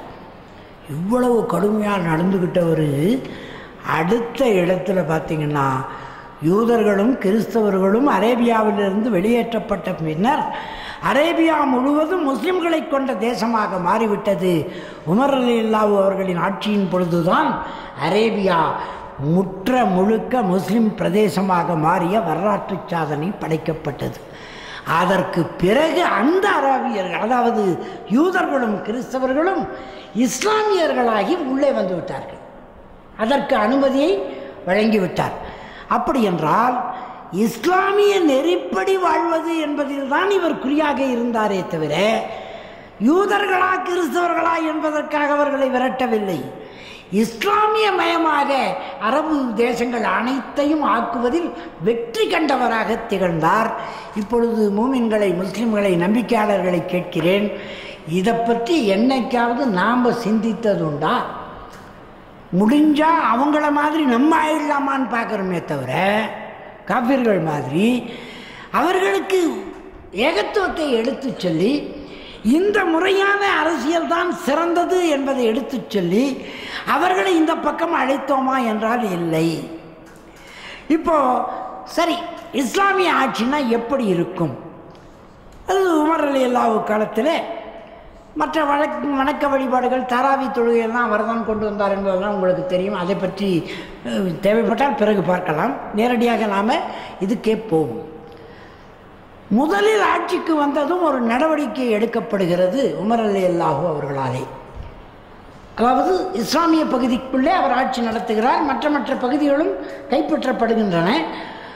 இப்பொழுது அந்த பகுதிகளெல்லாம் அவர் ஒரு முதல் நடவடிக்கை, அதாவது அவர் ஆட்சி பொறுப்பை ஏற்றவுடனே எடுத்த நடவடிக்கை எவ்வளவு முக்கியமான செய்தியாக இருக்கிறது என்று பாருங்கள். அந்த நடவடிக்கை இந்த உலகத்தில் எந்த பகுதிகளில் எடுக்கப்படுகிறது இன்றைய அரசியலிலே என்று பார்த்தால், நம்ம நாட்டை பொறுத்த வரைக்கும் இப்போ தமிழ்நாட்டில் பாருங்களேன், எனக்கு தெரிந்து மது விலக்கு இங்கே அமலிலே இருந்தது ஒரு காலத்தில். 67, 68 வரை, 1967, 68 வரை மது என்பது முற்றாக விலக்கப்பட்டிருந்தது. அப்பவும் குடிப்பாங்க. அது பாண்டிச்சேரி போய் வாங்கினது குடிப்பான், இல்லை மலை ஓரத்தில் எங்கேயாவது யாருக்கும் தெரியாமல் குடிப்பான், திருட்டுத்தனமாக குடிச்சிட்டு பயந்து போய் வருவான். ஆனால் இப்போது அரசாங்கமே பள்ளிக்கூடத்தை எல்லாம் தனியார்கிட்ட விட்டுட்டு சாராய கடை மட்டும் அரசாங்கமே நடத்துகிறாங்க. அது ஒரு பக்கம் இருக்கட்டும். ஆனால் இங்கே இஸ்லாமிய ஆட்சியில் முதலாக எடுக்கப்பட்ட நடவடிக்கை உமர் ரலியல்லாஹு அவர்களாலே என்னவென்று பார்த்தால், அன்றைய அரபுகளிடம் குடிப்பழக்கம் என்பது சர்வசாதாரணமாக இருந்து வந்தது. அதிலும் குறிப்பாக குறைஷியர்களிடம், மெக்கா மற்ற பகுதிகளில் சுற்றி இருக்கிற பகுதிகளில் இருந்தவர்களிடத்தில் இது மிக அதிகமாக காணப்பட்டது. அறியாமை காலத்தில் உமர் ரலியல்லாஹு அவர்கள் கூட குடிப்பழக்கம் உடையவர்களாகவே இருந்தார்கள். எப்பொழுது உமர் ரலியல்லாஹு இஸ்லாத்தை தன்னுடைய வாழ்வியல் நெறியாக ஏற்றுக்கொண்டாரோ அன்றே குடிப்பழக்கத்தை நிறுத்திவிட்டார், முற்றாக நிறுத்திவிட்டார். அது இஸ்லாமியர் ஆன உடனே, கலிமா சொன்ன உடனே அதை நிறுத்திவிட்டார். அன்றே குடிப்பழக்கத்தை நிறுத்திவிட்டார் உமர் ரலியல்லாஹு உமர் அவர்கள் மிகச்சிறந்த சிந்தனையாளர். இப்போ கவனிங்க, முக்கியமான விஷயத்தை சொல்ல போகிறேன். அவர் மிகச்சிறந்த சிந்தனையாளர். அதற்காக அவர் குடிப்பழக்கத்தை பற்றி ஒரு ஆய்வு செய்கிறார். குடிப்பழக்கம் என்பது ஒருவருடைய வாழ்க்கை போக்கையே மாற்றி விடுவதோடு, குடிப்பழக்கம் என்பது ஒருவருடைய வாழ்க்கை போக்கையே மாற்றி விடுவதோடு அவரது கடமைகள் மற்றும் பொறுப்புகளில் இருந்தும் கூட அவரை தடுமாறச் செய்து விடுகிறது என ஆராய்ந்தார். உலகத்தில் இன்றைக்கி எந்த நாட்டு விமான நிலையத்தில் நீங்கள் வந்தாலும் அதிகம் விற்பனையாவதற்காக வைக்கப்பட்டிருக்கிற பொருள் டியூட்டி ஃப்ரீ ஷாப்பில் மது தான். கலர் கலராக கேட்டால் நீங்கள் ஆச்சரியப்பட்டு போவீர்கள். 32 லட்சம் ரூபாய்க்கு கூட ஒரு பாட்டில் இருக்குது விலை. 32 லட்சம் ரூபாய். ஒரு நல்ல கார் வாங்கலாம், பெரிய பங்களா கட்டலாம், ஒரே ஒரு பாட்டில் வாங்கி குடிச்சு செத்து போயிடலாம். அதுக்கும் வழி இருக்குது. அவ்வளவு விலை உயர்ந்த சரக்காக கோன்யாக் என்று ஒன்று இருக்கிறது. பிரான்ஸ் விமான நிலையத்தில் தான் கிடைக்கும். அது வேறு எங்கேயும் கிடைக்காது, பாரிஸில் தான் கிடைக்கும். அது மிக உயர்ந்த விலை உயர்ந்தது. அதுவும் அங்கே விற்கிறதுக்கும் ஆள் இருக்குது, வாங்கிறதுக்கும் ஆள் இருக்கிறாங்க. அது வாங்கினா ஒரு பேனா பரிசீலிப்பார்கள். அந்த பேனாவில் எதுவும் எழுத முடியாது, குடிச்சிட்டு என்ன எழுத போகிறோம். அது தங்கத்தால் ஆன பேனா. தங்கத்தால் ஆன பேனா பரிசாக அளிக்கப்படும். அந்த கோனியா வாங்கினேன். தங்கத்தால் செய்யப்பட்ட பேனா பரிசாக வழங்கப்படும்னா சரக்கு விலை எவ்வளோ இருக்குன்னு பாருங்கள். அது என்ன செய்யும்? இதை மிக தெளிவாக இன்றைக்கும் குடியை கெடுக்கும்னு வாசப்பள்ளி எழுதி வச்சுக்கிறாங்க பாருங்கள். டாஸ்மாகில் குடியை கெடுக்குமா. குடின்னா குடிக்கிறது மது, குடியைன்னா குடும்பத்தை கெடுக்கும்னு எழுதி வச்சுருக்கான். ஆனால் குடிகாரன் அதுக்கு வேறு அர்த்தம் சொல்கிறான். எல்லா குடிக்காரனும் குடியை கெடுக்கும். குடின்னா மது, குடியைன்னா குடும்பத்தை கெடுக்கும். குடி ஒரே வார்த்தை. இப்போ குடிகாரன் என்ன சொல்கிறான்? முதல்ல குடின்னு சொல்லியே அதுதான் குடும்பம். அது குடிக்கிறத மதுவை கெடுக்கும். அதனால தான் நான் இங்கே குடிக்கிறேன், வீட்டில் குடிக்காமல். இந்த மாதிரி வேடிக்கைத்தனமாக தான் இருக்குதே தவிர இந்த வாசகத்தை எழுதி வைத்தால் எப்படி இருக்கும்னு கொஞ்சம் யோசிங்க. குடிப்பழக்கம் என்பது ஒருவருடைய வாழ்க்கை போக்கையே மாற்றி விடுவதோடு அவரது கடமைகள் மற்றும் பொறுப்புகளிலிருந்தும் கூட அவரை தடுமாறச் செய்து விடுகிறது. எனவே அதை தடை செய்வதற்கான இறைவனுடைய அறிவிப்பு ஒன்று வராதா என்று ரசூலுல்லாஹ் காலத்திலேயே சிந்தித்தார்கள் உமர் ரலியல்லாஹு அவர்கள். இது குறித்து இறை தூதர் அவர்களிடம் வலியுறுத்தியும் வந்தார்கள். அப்பொழுதும் மதீனாவில் கீழ்கண்ட இறைவசனத்தை இறை தூதர் ஸல்லல்லாஹு அலைஹி வஸல்லம் அவர்களுக்கு அருளினான். அது 2:219 வசனம் இருக்கிறது அல்லவா? மதுபானத்தையும் சூதாட்டத்தையும் பற்றி அவர்கள் உங்களிடம் கேட்கின்றனர். நீர் கூறும் அவ்விரண்டிலும் பெரும் பாவம் இருக்கிறது. மனிதர்களுக்கு அவற்றில் சில நன்மைகள் உண்டு. ஆனால் அவ்விரண்டில் உள்ள பாவம் அவ்விரண்டிலும் உள்ள நன்மைகளை விட பெரியது. இது லேசாக இறங்குது. இப்போ இந்த இறைவசனத்தை கேட்டு டென்ஷன் ஆகிட்டாராம் உமர். அது வரலாறு பதிவு செய்திருக்கிறது. மேற்கண்ட வசனம் இறங்கியது பற்றி உமர் அவர்களுக்கு இறை தூதர் அவர்கள் எடுத்து கூறினார்கள். உமர் அவர்கள் கூறினார்கள், இறை தூதர் அவர்களே, இது போதாது. மதுவை முற்றிலும் தடை செய்வதற்கான விசேஷ சட்டம் இறங்கி அருள பிரார்த்தியுங்கள். அப்பவே நபிகள் நாயகம் ஸல்லல்லாஹு அலைஹி வஸல்லத்தில் இறைவன்கிட்டயே அப்ளிகேஷன் கொடுங்க. எப்படி? மூசா நபி அலைஹி வஸல்லம் 50 வேளை தொழுகையை குறைத்து வாருங்கள் என்று திருப்பி மிராஜ் பயணத்தில் அனுப்பி வைக்கிறார் இல்லையா, இறைவனை பார்க்கறதுக்கு நபிகள் நாயகம் ஸல்லல்லாஹு அலைஹி வஸல்லத்தை. அதே போல் இவர் இறைவசனத்தை மறுபடியும் எப்படியாவது வரவங்க, பிரார்த்திங்கள், இறைவனிடத்தில் கேளுங்கள், துஆ செய்யுங்கள், மதுவை முற்றாக ஒழிக்க வேண்டும் என்று விரும்புகிறார் உமர் ரலியல்லாஹு. இறை தூதர் அவர்களே, இது போதாது, மதுவை முற்றிலும் தடை செய்வதற்கான விசேஷ சட்டம் இறங்கி அருள பிரார்த்தியுங்கள். பின்னர் சிறிது காலம் கழித்து மீண்டும் இன்னொரு இறைவசனம் இறங்கியது. அதாவது, ஈமான் கொண்டோரே, இது 5:90, ஈமான் கொண்டோரே, மதுபானமும் சூதாட்டமும் கற்சிலைகளை வழிபடுவதும் அம்புகள் எறிந்து குறிகேட்பதும் சைத்தானின் அருவருக்கத்தக்க செயல்களில் உள்ளவையாகும். ஆகவே நீங்கள் இவற்றை தவிர்த்து கொள்ளுங்கள், அதனால் நீங்கள் வெற்றியடைவீர்கள். மேற்கண்ட இறைவசனம் அருளப்பட்ட பின்னர் அதனை உமர் ரலியல்லாஹு அவர்களிடம் இறை தூதர் ஸல்லல்லாஹு அலைஹி வஸல்லம் தெளிவுபடுத்தினார்கள். ஆனால் இந்த வசனம் குறித்தும் உமர் அவர்களுக்கு திருப்தி ஏற்படவில்லை. வசனத்துக்கு திருப்தி ஏற்படவில்லை. இறை தூதர் ஸல்லல்லாஹு அலைஹி வஸல்லம் அவர்களே, இந்த சட்டத்தில் நேரடியான தடைகளை காண முடியவில்லை. எனவே மதுவை நேரடியாக தடை செய்யும் அளவுக்கு சட்டம் இறக்கி அருள பிரார்த்தனை செய்யுங்களேன் என்று கேட்டுக்கொண்டார்கள். அதாவது தொடர்ச்சியாக மதுவை எதிர்த்து வசனங்களே வர வேண்டும் என்று விரும்புகிற அளவிற்கு ஆழமாக இருந்தால் பிறகு கலீஃபாவாகிறார். அப்பொழுது என்ன செய்தாருங்கிறத பார்க்கலாம் என்று கேட்டுக்கொண்டார்கள். அதன் பின்னர் கீழ்கண்ட வசனம் இறங்கியது. நிச்சயமாய் சைத்தான், அல்குரான் 5:91, நிச்சயமாக சைத்தான் விரும்புவதெல்லாம் மதுபானத்தை கொண்டும் சூதாட்டத்தை கொண்டும் உங்களிடையே பகையையும் வெறுப்பையும் உண்டு பண்ணி அல்லாவின் நினைவிலிருந்தும் தொழுகையிலிருந்தும் உங்களை தடுத்து விடுவான். தடுத்து விடத்தான் சைத்தான் விரும்புகிறான். எனவே அவற்றை விட்டு நீங்கள் விலகிக் கொள்ள மாட்டீர்களா? மேற்கண்ட வசனமே பூரண மதுவிலக்கை நடைமுறைப்படுத்துவதற்கான முழுமையான சட்டத்தை வழங்கியது என்று கூறலாம். இருப்பினும் சிலர் குடிப்பழக்கத்தை கைவிடாமல் தொடர்ந்து வந்தனர். உமர் அவர்கள் ஆட்சி பொறுப்பு ஏற்றுக்கொண்ட நேரத்தில் இஸ்லாமிய பேரரசு கிழக்கிலும் மேற்கிலும் பரவிக்கொண்டிருந்த சமயத்தில் இஸ்லாமிய இறை நம்பிக்கையை பூரணமாக பாதுகாக்க வேண்டும் என்றால் இங்கே தான் அவருடைய அரசியல், அதாவது உமருடைய அரசியல் தத்துவத்தின் தனிச்சிறப்பு என்ற பொறுப்பில் பேசிக்கொண்டிருக்கிறேன். இஸ்லாமிய இறை நம்பிக்கையை பூரணமாக பாதுகாக்க வேண்டும் என்றால் மது பற்றி ஒரு தீர்க்கமான முடிவை எடுத்தாக வேண்டும் என்று உமர் ரலியல்லாஹு அவர்கள் முடிவு செய்தார்கள். வசனமெல்லாம் வந்துருச்சு, தடை செய்யப்பட வேண்டும். ஆனாலும் சில பேர் குடித்து கொண்டே இருக்கிறார்கள். தீர்க்கமான முடிவு எடுக்க வேண்டும், பூரணமாக பாதுகாக்க வேண்டும் என்றால் மது பற்றி ஒரு தீர்க்கமான முடிவை எடுத்தாக வேண்டும் என்று உமர் அவர்கள் முடிவு செய்து விட்டார்கள்.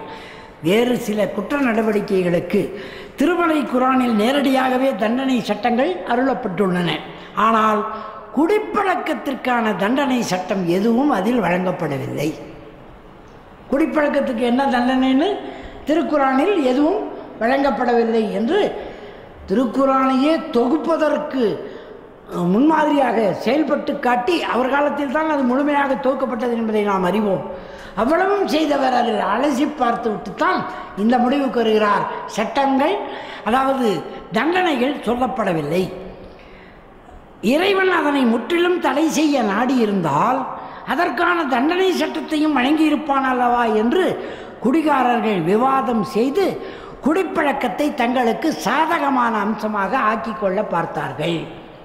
இப்பவும் இருக்கிறாங்க இல்லையா, ஒவ்வொன்றுத்துக்கும் எதிர்கேள்வி கேட்டு அது இறைவன் சொல்லலையே, இது சொல்லலையே, உங்ககிட்ட சொல்ல எங்கிட்ட சொல்லிடுவான் போடாங்கிறான் இன்னொருத்தன்.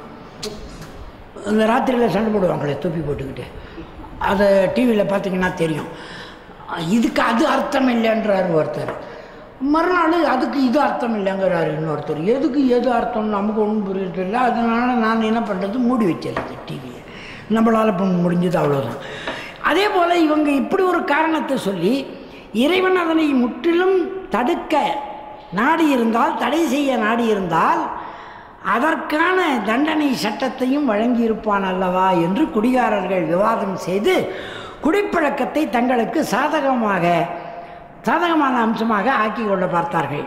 உமர் ரலியல்லாஹு அவர்கள் இந்த கேள்விக்கான விடையை கண்டுபிடிப்பதற்காக அவருடைய முதல் சட்டம் இதுதான். அரசியல் சட்டத்தில் அவர் நடத்திய அரசியலிலே முதலாவதாக கொண்டு வருகிற சட்டம் இறை சட்டத்தை அடிவுற்றி ரசூலுல்லாவை பின்பற்றி இதை முடிவெடுத்து கொண்டார். என்ன அதில் முதல்லிருந்தே இறைவசனமே வர வேண்டும் என்று கேளுங்கள், பிரார்த்தியுங்கள் என்று சொன்னவர் அல்லவா. உடனே இதற்கு ஒரு சட்டம். இந்த கேள்வியை அலசி ஆராய்கிறார் உமர் ரலியல்லாஹு அவர்கள். இந்த கேள்விக்கான விடையை கண்டுபிடிப்பதற்காக தமது ஆலோசனை சபையை கூட்டினார்கள். முதல் நடவடிக்கை ஏன்னா முதல்லையே சொல்லியிருக்காரு இல்லையா, மக்களை கூட்டித்தான் நான் கேட்டுத்தான் எதையும் செய்வேன்ட்டு. முதலில் மதுவை தடை செய்யும் நடவடிக்கையில் இறங்குவதற்கு முன்பாக மது அருந்துவது, நல்லா கவனிங்க எப்படி ஆட்சி நடத்தியிருக்காருன்னு பாருங்க. சபையை கூட்டினார்கள். மதுவை அருந்துவது சட்டத்திற்கு உட்பட்டதா அல்லது சட்டத்திற்கு புறம்பானதா என்பதற்கான பதிலை கண்டுபிடிக்கும்படி உத்தரவிட்டார். அறிஞர்களை கூட்டி, சபையை கூட்டி, மதுவை அருந்துவது இறை சட்டப்படி, அதான் ஷரியத்துப்படி சரியா தப்பா பத்துவா கொடுங்கன்னு கேட்குறார். ஆலோசனை சபையை கேட்டுக்கொண்டார்கள். ஆலோசனையின் முடிவில் தடை செய்யப்பட்டதே என்று தீர்ப்பு வழங்கப்பட்டுவிட்டது. அடுத்த கேள்வி, சட்டத்திற்கு புறம்பானது என்றால் அதனை மீறும் பட்சத்தில் அதற்கான தண்டனை என்ன என்ற கேள்வி எழுப்பப்பட்டது. திருமறை திருக்குரானில் இதற்கான தண்டனை சட்டம் எதுவும் வழங்கப்படவில்லை என்று உமர் அவர்கள் அறிந்து வைத்திருந்தார்கள்.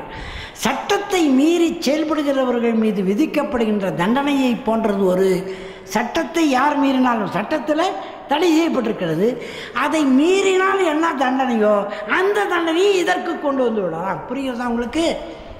இந்த மெத்தடு புரியுதா உங்களுக்கு? மெத்தடாலஜி, அதாவது யாராவது சட்டத்தை மீறினால் ஏதாவது ஒரு தண்டனை இருக்கும் இல்லையா, அந்த தண்டனையை இதற்கும் பொருத்தி விடலாம் என்று ஆலோசனை சொன்னார். அவையை கேட்டுக்கொண்டார். அப்படியான ஒரு தண்டனையை உண்டாக்குங்கள் என்று கேட்டுக்கொண்டார். போதையில் மூழ்கி இருக்கக்கூடிய மனிதன் என்ன செய்வான்? இவர் ஏற்கனவே அந்த குடிப்பழக்கம் இருந்தவர்ன்றதுனால இவருக்கு தெளிவாக தெரிஞ்சிருந்தது. மனிதன் வாய் தவறி பேசக்கூடியவனாக இருக்கின்றான். இது ரலியல்லாஹு சொல்கிறது. வாய் தவறி பேசக்கூடியவனாக இருக்கின்றான். அவன் அவ்வாறு பேசக்கூடிய சொற்கள் அவதூறுகள் போன்றவை. அவதூறுக்கான தண்டனை என்னவோ அதனையே அவனுக்கு வழங்கிவிட வேண்டும். இப்போ அவதூறு பேசுகிறவங்களுக்கு நீங்கள் யாரும் எந்த தண்டனையும் வழங்குறதில்லை என்பதை உங்கள் மேலான கவனத்துக்கு நான் கொண்டு வருகிறேன். அவதூறு பேசுகிறதுக்குன்னே கம்பெனிங்கெல்லாம் நடந்துருக்குதுங்க. ஆனால் அங்கே என்ன சொல்கிறாங்க, ரலியல்லாஹு சொல்கிறாரு, அவதூறு பேசுபவனுக்கு என்ன தண்டனை வழங்குவீர்களோ அந்த தண்டனையை குடிகாரனுக்கு வழங்குங்கள். ஏனென்றால் அவன் பேசும்போது வாய்க்குளறி அவதூறாகத்தான் பேசுவான், தப்பாகத்தான் பேசுவான் என்று முடிவெடுத்து குடிபோதையின் காரணமாக எதை பேசுவது என்று தெரியாமல் அவன் பிறரை அவதூறு பேசக்கூடியவனாக இருக்கின்றான் என்று அலி அவர்கள் கூறினார்கள். அலி ரலியல்லாஹு கூறினார்கள், பிறரை அவதூறு பேசக்கூடியவனுக்கு கீழ்கண்ட தண்டனையை குர்ஆன் வழங்குகின்றது. அவதூறு பேசுகிறவனுக்கு ஒரு தண்டனை வழங்கப்படுகிறது. உங்களில் யாருக்காவது தெரியுமா? அவங்கள விட்டுருங்க, படித்தவங்க, அவங்க பெரியவங்க. நம்மளை போல் சாதாரண நண்பர்களுக்கு தெரியுமா அவதூறு பேசினா என்ன தண்டனைன்னு? முன்னாடியில் யாருக்குமே தெரியலன்னு நான் முடிவுக்கு வந்துட்டேன். அவதூறு பேசினா என்ன தண்டனைன்னு யாருக்குமே தெரியலை. ஏன்னா நிறைய பேசிகிட்டு இருக்கிறோம் நம்ம, அதுக்காக நான் சொல்கிறேன். பிறரை அவதூறு பேசுபவனுக்கு கீழ்கண்ட தண்டனையை திருக்குர்ஆன் வழங்குகிறது. கண்ணியமிக்க பெண்கள் மீது அவதூறு கூறி 4 சாட்சிகளை கொண்டு நிரூபிக்கப்படவில்லை என்றால் ஒவ்வொருவருக்கும் 80 கசையடிகள் கொடுக்கப்பட வேண்டும். சட்டத்தை மீறி செயல்படுகின்ற அவர்களின் சத்திய பிரமாணங்களை ஏற்றுக்கொள்ளக்கூடாது. இந்த சட்டம் கூறுவதைப் போல மது அருந்துபவனுக்கு 80 கசையடிகள் கொடுக்கப்பட வேண்டும் என்று அலி அவர்கள் கருத்து கூறினார்கள். இந்த ஆலோசனையை உமர் ரலியல்லாஹு அவர்கள் ஏற்றுக்கொண்டார்கள். அதனை தொடர்ந்து அனைத்து இஸ்லாமிய பிரதேசங்களுக்கும் கீழ்கண்ட ஆணையை முதல் உத்தரவாக கலீஃபா உமர் ரலியல்லாஹு அனுப்பி வைக்கிறார். அதுதான் அவருடைய முதல் அரசியல் சாசனம், சட்டம். திருமறை குர்ஆனின் வழிகாட்டுதலின்படி மது அருந்துவது தடை செய்யப்பட்டது. எந்த ஒரு முஸ்லீமாவது மது அருந்துவது ஆகுமானது என்று விவாதம் செய்தால் என்ன செய்யலாம்? யாராவது சொல்ல முடியுமா? யாராவது ஒரு முஸ்லீம் திருக்குர்ஆன் தடை செய்திருக்கிற திருமறை குர்ஆனை புறக்கணித்த குற்றத்திற்காக, அதாவது திருக்குர்ஆனின் வழிகாட்டுதலின்படி மது அருந்துவது தடை செய்யப்பட்டது. எந்த ஒரு முஸ்லீமாவது மது அருந்துவது ஆகுமானது என்று விவாதம் செய்தால் திருமறை குர்ஆனை புறக்கணித்த குற்றத்துக்காக அவரது தலையை துண்டித்து விடுங்கள். ஆனால் அவர் மது அருந்துவது சட்டத்திற்கு புறம்பானது என்று ஒப்புக்கொண்டே, சட்டப்படி தப்பு தாங்க, ஆனால் என்ன பண்ணுறது, சாயந்தரம் ஆயிடுச்சுங்களே அப்படின்னு சொல்லி குடித்தாருன்னா அந்த குற்றத்தை செய்தார் என்றால் அவருக்கு 80 கசையடிகளை பொதுமக்களின் முன்னிலையில் நிறைவேற்றுங்கள் என்று உத்தரவு பிறப்பித்தார்கள். இதுதான் உமர் ரலியல்லாஹு அவர்கள் போட்ட முதல் சட்டம். இந்த சட்டம் முஸ்லிம் பிரதேசங்களில் மிக வேகமாக நடைமுறைக்கு கொண்டு வரப்பட்டது. முஸ்லிம்கள் இந்த மதுப்பழக்கம் என்னும் தீய செயல்களிலிருந்தும் இறையருளால் பாதுகாக்கப்பட்டார்கள். இப்போ 80 கசையடிங்கிறது நம்மளில் பல பேருக்கு புரியாதுன்னு நினைக்கிறேன். லேசாக தட்டி தட்டி அடிப்பதுன்னு நினச்சிக்கிட்டு இருந்தால் தப்பு செய்கிறீங்கன்னு அர்த்தம். 80 கசையடி வாங்கினா 8 கிலோ சதை உடம்புலேருந்து தானாகவே குறைஞ்சிடும். புரிஞ்சுக்கிறதுக்கு முயற்சி பண்ணுங்கள். 80 கசையடி ஒழுங்காக தரப்பட்டால் அப்படியே எடை போட்டு எடுத்தாக்கா 60 கிலோ இருக்கிறவர் 52 கிலோ ஆகிடுவார். 80 கசையடி என்பது நாடி நரம்பு எல்லாத்தையும் உருக்கிடும். அவ்வளவு பெரிய தண்டனையை பொதுமக்கள் முன்னாலே தண்டனை வழங்கினா அது அவமானம் வேறு இல்லையா? அப்புறம் பார்க்குறவனுக்கும் வெளியூருக்கு போய் இங்கேருந்து அப்படி போய் அங்கெங்கன்னா அப்படின்னு நினைப்பான்ல, அவனுக்கெல்லாம் கூட இந்த தண்டனை தெரிஞ்சுக்கணுக்காக பொதுமக்கள் முன்னாலே செய்வது என்று முடிவுக்கு வந்தார்கள். அடுத்த 2வது சட்டம் இந்த சட்டத்தை பற்றி ஒரு விஷயம் சொல்லிடுங்க. உலகத்தில் இன்றைக்கு நடக்கிற அத்தனை குடும்ப பிரச்சனைகள், குழந்தை குட்டி வளர்ப்பில் வருகிற பிரச்சனைகள், நோய்கள், மனத்தில் ஒரு பொறுப்பற்ற தன்மை, மனச்சிதைவு, மனச்சிதறல், மனக்குழப்பம் ஆகியவற்றிற்கு முழு முதல் காரணமாக இருப்பது இந்த மது அருந்தும் பழக்கம். உலக அளவில் புரியுதில்லை உங்களுக்கு? உலக அளவிலே எவ்வளவு பெரிய மனுஷனோ அவன் ரொம்ப பெரிய அளவில் குடிக்கிறான், தப்பாக முடிவு எடுக்கிறான். தவறான முடிவுகள் எடுப்பதற்கு காரணமாக அமைவது மனத்தினை மயக்கி பிழை செய்ய தூண்டுகிற மதுக்குடி வெறிதான். இதை நீக்காத வரை ஒரு அரசு என்று அழைக்கப்படுவதற்கு அருகதை அற்றது என்று நான் நினைக்கிறேன். அரசு என்பது முதலில் மது பழக்கத்தை, மது வெறியை முற்றாக நீக்க வேண்டும். அது அவர்களுடைய கொள்கையாக இருக்க வேண்டும். இதுதான் உமர் ரலியல்லாஹு முதல் சட்டமாக அதை செய்து இஸ்லாமிய பிரதேசம் அனைத்தையும் அந்த கட்டுப்பாட்டுக்கு கீழே கொண்டு வந்து விட்டார். திருக்குரானிலேயே அதற்கு தண்டனை இல்லாத போது, அபூபக்கர் சித்திக் ரலியல்லாஹு காலத்தில் அந்த தண்டனை இல்லாத போது, ஆனால் நபிகள் நாயகம் ஹதீஸிலே ஒன்று நான் படித்திருக்கிறேன், பெண்களிடத்தில் அந்த பொறுப்பை ஒப்படைக்கிறார். குடி தடை செய்யப்பட்டிருக்கிறது, மது தடை செய்யப்பட்டிருக்கிறது. கணவன் குடித்து விட்டு வந்தாலோ அல்லது உங்கள் வீட்டு ஆண்கள் யாராவது குடித்து விட்டு வந்தாலோ பேரீச்ச மரத்தின் மட்டையை எடுத்து சாத்து என்று சாத்துங்கள் என்று நபிகள் நாயகம் ஸல்லல்லாஹு அலைஹி வஸல்லம் அறிவிப்பு கொடுத்ததாக ஒரு ஹதீஸில் படித்திருக்கிறேன்.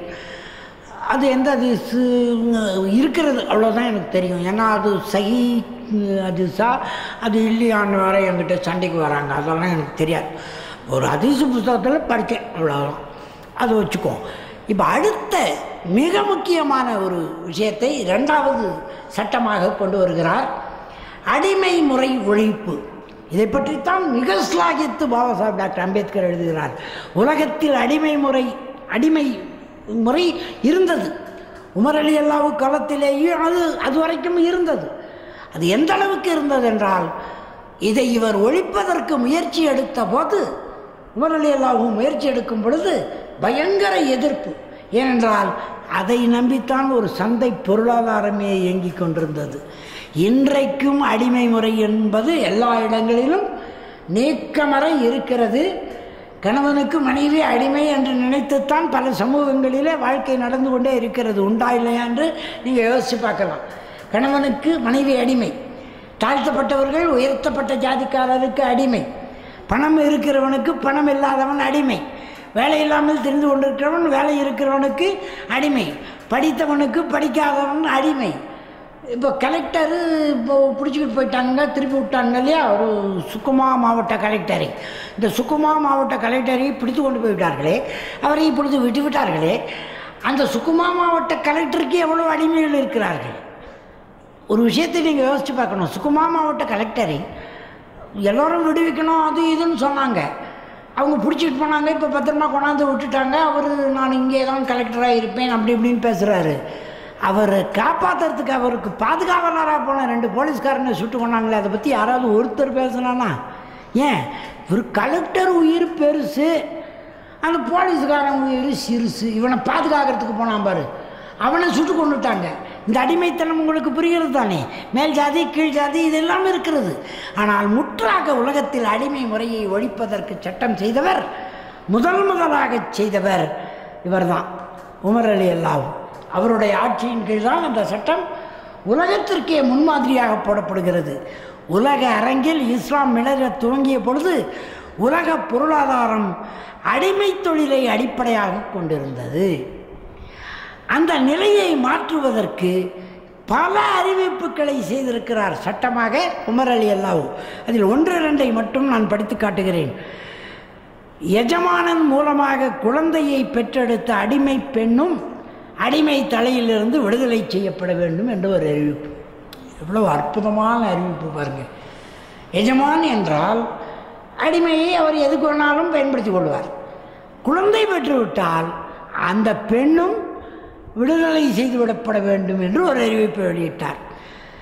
அடிமைகளிடம் நல்லவற்றை கண்டால் ஒப்பந்தம் செய்து கொள்ளுங்கள் என்று திருக்குரான் இடுகிற கட்டளையை நிறைவேற்றி காட்டினார் என்று பொருள். அது மட்டுமல்ல, அடிமைகளை அவர்களின் உறவுகளிலிருந்து பிரித்து விடக்கூடாது என்று உத்தரவிட்டார்கள். இது 3வது கிளாஸ் இந்த சட்டம். அது இவர் போட்ட அரசியல் சட்டத்தில் உமர் ரலியல்லாஹு அடிமைகளை அவர்கள் உறவுகளிடமிருந்து பிரித்து விடக்கூடாது. இந்த உத்தரவின் மூலமாக அடிமை பெண்களுக்கு பிறந்த குழந்தைகள் தாயிடமிருந்து பிரிக்கப்பட்டு விடாமல் பாதுகாக்கப்பட்டார்கள். இன்னொரு அறிவிப்பு, அரசின் கருவூலங்களிலிருந்து அடிமைகளுக்கும் அவர்களின் எஜமானர்களுக்கும் சமமான அளவில் உதவித்தொகையை வழங்கி 2 பேரையும் சமமாக்கி விடுவது. இவ்வளோ அற்புதம் பார்த்தீங்களா? உங்களுக்கு ஆச்சரியமாக தெரியலையா? இப்படியெல்லாமா ஒரு தலைவர் சிந்திப்பார், ஒரு கலீஃபா சிந்திப்பாங்க? அதனால தான் அவர் அமீருல் முமினீன் அப்படின்னு சொல்கிறது. மொத்த முஸ்லிம்களுக்காக பொறுப்பெடுத்து அடிமைத்தனத்தையே ஒழித்து கட்டுகிறார். அவருடைய காலத்தில் தான் அடிமைகள் மிகச்சிறந்த பதவிகளில் அமர்த்தப்பட்டு கண்ணியப்படுத்தப்பட்டார்கள். ஒரு பெயர் இங்கே வரலாற்றிலே பதிவாகி இருக்கிறது. அவர்களது ஆட்சி காலத்தில், உமர் அவர்களது ஆட்சி காலத்தில் இக்ரிமா என்பவர் அடிமையாக இருந்தார். இவர் ஹதீசுக்கலையில் இமாமாகவும் இருந்தார். அவ்வளோ பெரிய பதவி அவருக்கு தரப்பட்டது. நாஃபியூ என்பவரும் அடிமையாக இருந்தார். இவர் இமாம் மாலிக் அவர்களுக்கே ஆசிரியராக இருந்தார். அது மட்டுமல்ல, உமர் அவர்களது காலத்தில், உமர் ரலியல்லாஹு காலத்தில் அடிமைகள் பலர் உயர் பதவிகளில் அமர்த்தப்பட்டு கண்ணியப்படுத்தப்பட்டார்கள். இது இரண்டாவதாக அடிமைத்தனத்தை உலகத்தில் ஒழிக்கிறார். இதை பற்றித்தான் ரொம்பவும் சிலாகித்து பேசுகிறார் பாபா சாஹிப் டாக்டர் அம்பேத்கர் அவர்கள். உமரை பின்பற்றியே ஆக வேண்டும் உலகம் அவருடைய ஆட்சி முறை என்று சொல்கிறார். இது இரண்டாவது கருத்து. மூன்றாவது விஷயம், பாலியல் மோகம். இது ரொம்ப நாகரிகமான வார்த்தை, பாலியல் மோகம் அப்படிங்கிறது. இது எங்கள் பாஷையில், சைக்காலஜி பாஷையில் சொல்கிறதுனா செக்ஷுவல் அப்வர்ஷன், செக்ஷுவல் அப்யூஸ். பாலியல் கொடுமைகளை நடத்துகிற, அதாவது முறை பிறந்த பாலியல் தவறுகள் செய்ய தூண்டுகிற விஷயங்கள். இதை எளிமையாக எல்லாரும் புரிஞ்சுக்கிற வார்த்தையில் சொல்லணும்னா விபச்சாரம்.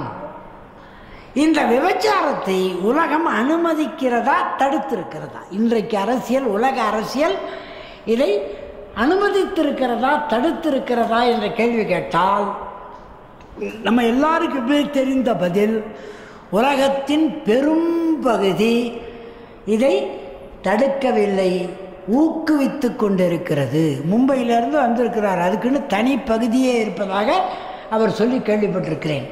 இங்கேயும் கூட அது கொடி கட்டி பறக்குது. எந்த பத்திரிகையை திறந்தாலும் அதற்கான அழைப்பிதழ் தான் அது. எந்த பத்திரிகையும் விபச்சாரத்திற்கான அழைப்பிதழ் போலத்தான் அச்சடிக்கப்படுகிறது. இதே பத்திரிகை இங்கேருந்து அரேபியாவுக்கு அனுப்புகிறாங்க, சவுதி அரேபியாவுக்கு. குமுதம், ஆனந்த விகடன், எக்ஸ்பிரஸ், இந்த நக்கீரன், பொக்கீரன் எல்லாம் போகுது. அங்கே போகும்போது எல்லா படத்து மேலேயும் கருப்பு பூசி விடுறான். அங்கே என்ன அர்த்தம்? இங்கேருந்து போகிற புத்தகமெல்லாம் ஏர்போர்ட்டில் அதுக்குன்னு ஒரு ஆள் உட்காந்து கருப்பு பூசி நல்லா மூடி அனுப்புகிறான். என்ன அர்த்தம்? பார்க்கத்தகாதது. ஆனால் இங்கே எல்லாருக்கும் அது பந்தி வைக்கிது. பத்திரிகையில் பார்த்தாலும் அதுதான், புத்தகங்களில் பார்த்தாலும் அதுதான் படங்கள். விபச்சாரத்தை தூண்டுகிற விஷயங்கள். தொலைக்காட்சியை பற்றி சொல்லவே வேண்டியதில்லை. இஸ்லாமியர்களே தொலைக்காட்சி பார்க்குறாங்க. ஏன் பார்க்குறாங்கன்னு எனக்கு புரியலை. அது பார்க்குறவங்க பார்த்துக்கிட்டு போடுறாங்க, அது அவங்க சௌகரியம். ஆனால் ஒரு ஆண் ஜட்டியை மட்டும் போட்டுக்கொண்டு முஷ்டியை இப்படி காட்டுகிற விளம்பரத்தை தாய், தங்கை, அக்கா, மனைவி இவர்களோடு உட்காந்து இப்படி பார்த்துக்கிட்டு இருக்கிறமே, வெக்கம், மானம், சூடு, சொரணை நாளும் இருக்கணும்னு நான் கட்டாயப்படுத்தலை. இல்லை எதனா ஒன்றுனா வேணாமா நமக்கு? இது எப்படி பார்த்துக்கிட்டு இருக்கிறது? ஜட்டி மட்டும் போட்டுக்கிட்டு ஒரு ஆண் முஷ்டியை காட்டுகிற விளம்பரம் வருகிறதா இல்லையா? கொதிச்சு போகலாம். எப்படி அதை பார்த்துக்கிட்டு இருக்கிறீங்க? இது மாதிரி படங்கள் பத்திரிகையில் வருதா இல்லையா? யோசிச்சு பாருங்க நீங்கள், நான் சொல்கிறது உண்மையா இல்லையா என்று. சினிமாவில் காட்டுறாங்களா இல்லையா? இதை எப்படி அனுமதிக்கிறோம்? இதெல்லாம் ஒழிக்கிறதுக்கு என்ன வழின்னு தெரியாமல் நாங்கள் என்னங்க பண்ண முடியும்? கவலையாக தான் இருக்குது, தப்பாக தான் இருக்குது. ஆனால் பொழுது போக மாட்டேங்குது, பிள்ளைங்க பார்க்குது, வெங்காயம் பார்க்குதுங்கிறோம். உமருடைய அரசியல் என்ன செய்தது என்பதை தெரிந்து கொண்டோம் என்றால், இந்த பாலியல் மோகத்திற்கு கட்டுப்பாடு விதித்து சட்டங்களை நிறைவேற்றினார். அது மூன்றாவது சட்டங்கள்.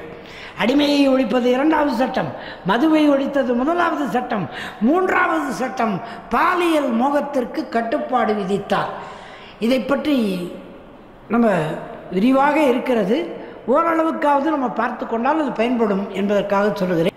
அறியாமைக்கால சமூகத்தில் பாலியல் மோகம் தலைவிரித்து ஆடிக்கொண்டிருந்தது. அது எல்லாருக்கும் தெரியும் இல்லையா? அது நம்ம படிச்சிருக்கிறோம். அறியாமை காலத்தில், இது வர்றதுக்கு முன்னாலே, இஸ்லாம் வருவதற்கு, அதாவது நபிகள் நாயகம் ஸல்லல்லாஹு அலைஹி வஸல்லம்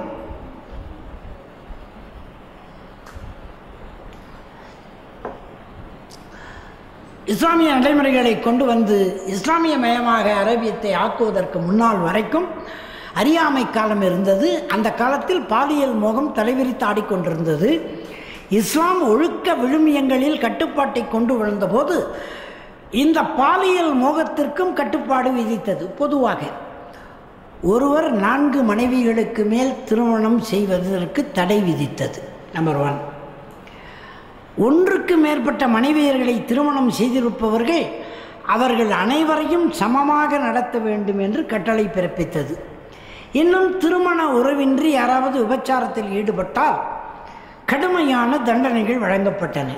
இது பொதுவாக இஸ்லாம் செய்த சீர்திருத்தம் அல்லது புரட்சி, எப்படி வேண்டுமானாலும் வைத்துக்கொள்ளலாம்.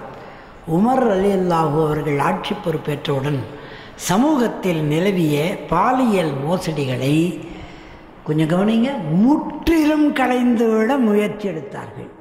முற்றிலும் அரேபிய தேசம் முழுக்க, அதாவது அந்த பாலைவனம் முழுக்க, மடகாஸ்கர் வரைக்கும், ஜெருசலேம் வரைக்கும், அவர்களுடைய ஆட்சி இருந்த எல்லா பிரதேசங்களும், ரோமானிய முட்டுக்காடு வரைக்கும், எல்லா இடங்களிலும் இதை நடைமுறைப்படுத்துவதற்கு பாலியல் மோசடிகளை முற்றிலுமாக, சமூகத்தில் நிலவிய பாலியல் மோசடிகளை முற்றிலும் களைந்துவிட தீர்மானித்தார்கள்.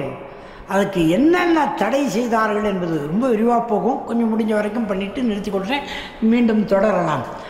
இந்த கவிஞர் பசங்க இருக்கிறாங்கள்ல, கவிஞர் பசங்க, இந்த புலவர் பசங்கன்னு இருக்கிறாங்கள்ல, அவங்கள பிடிச்சாரு முதல்ல.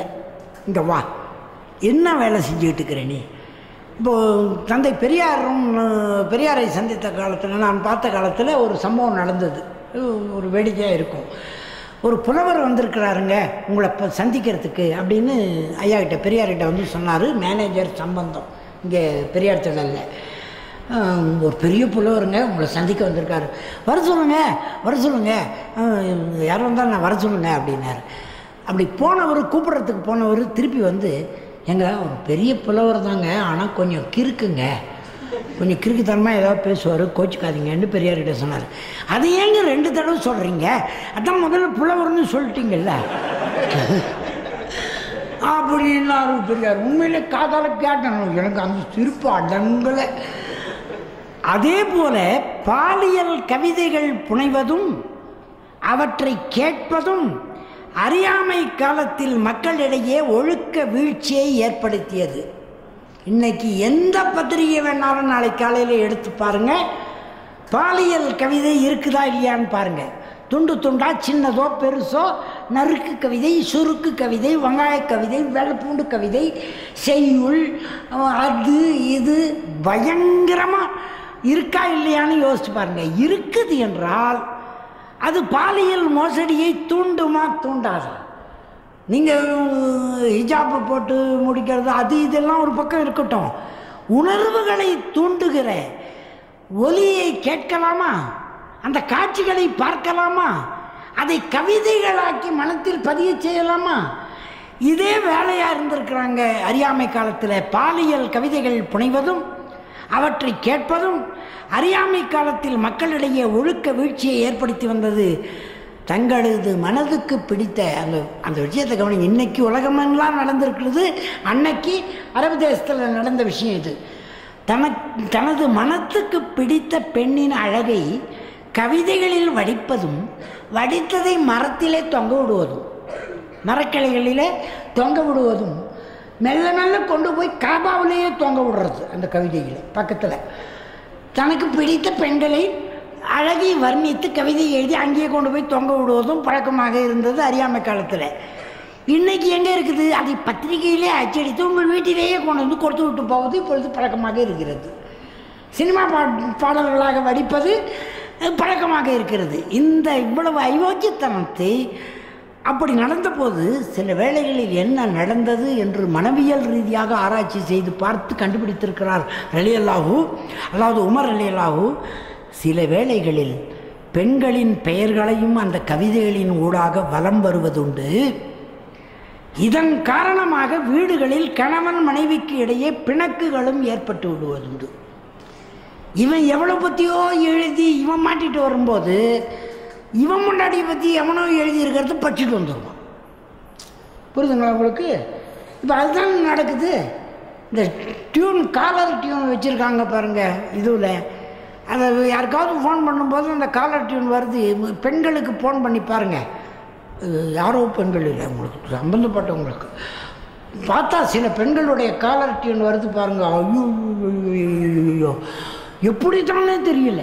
எனக்கு ஃபோன் போடுறாங்க, அதுலேயும் வருது. அது இது மிஸ்டு கால் ஆக்கிடுறாங்களா, திருப்பி நான் போட்டால் வா மச்சான் வா வண்ணாரப்பேட்டை.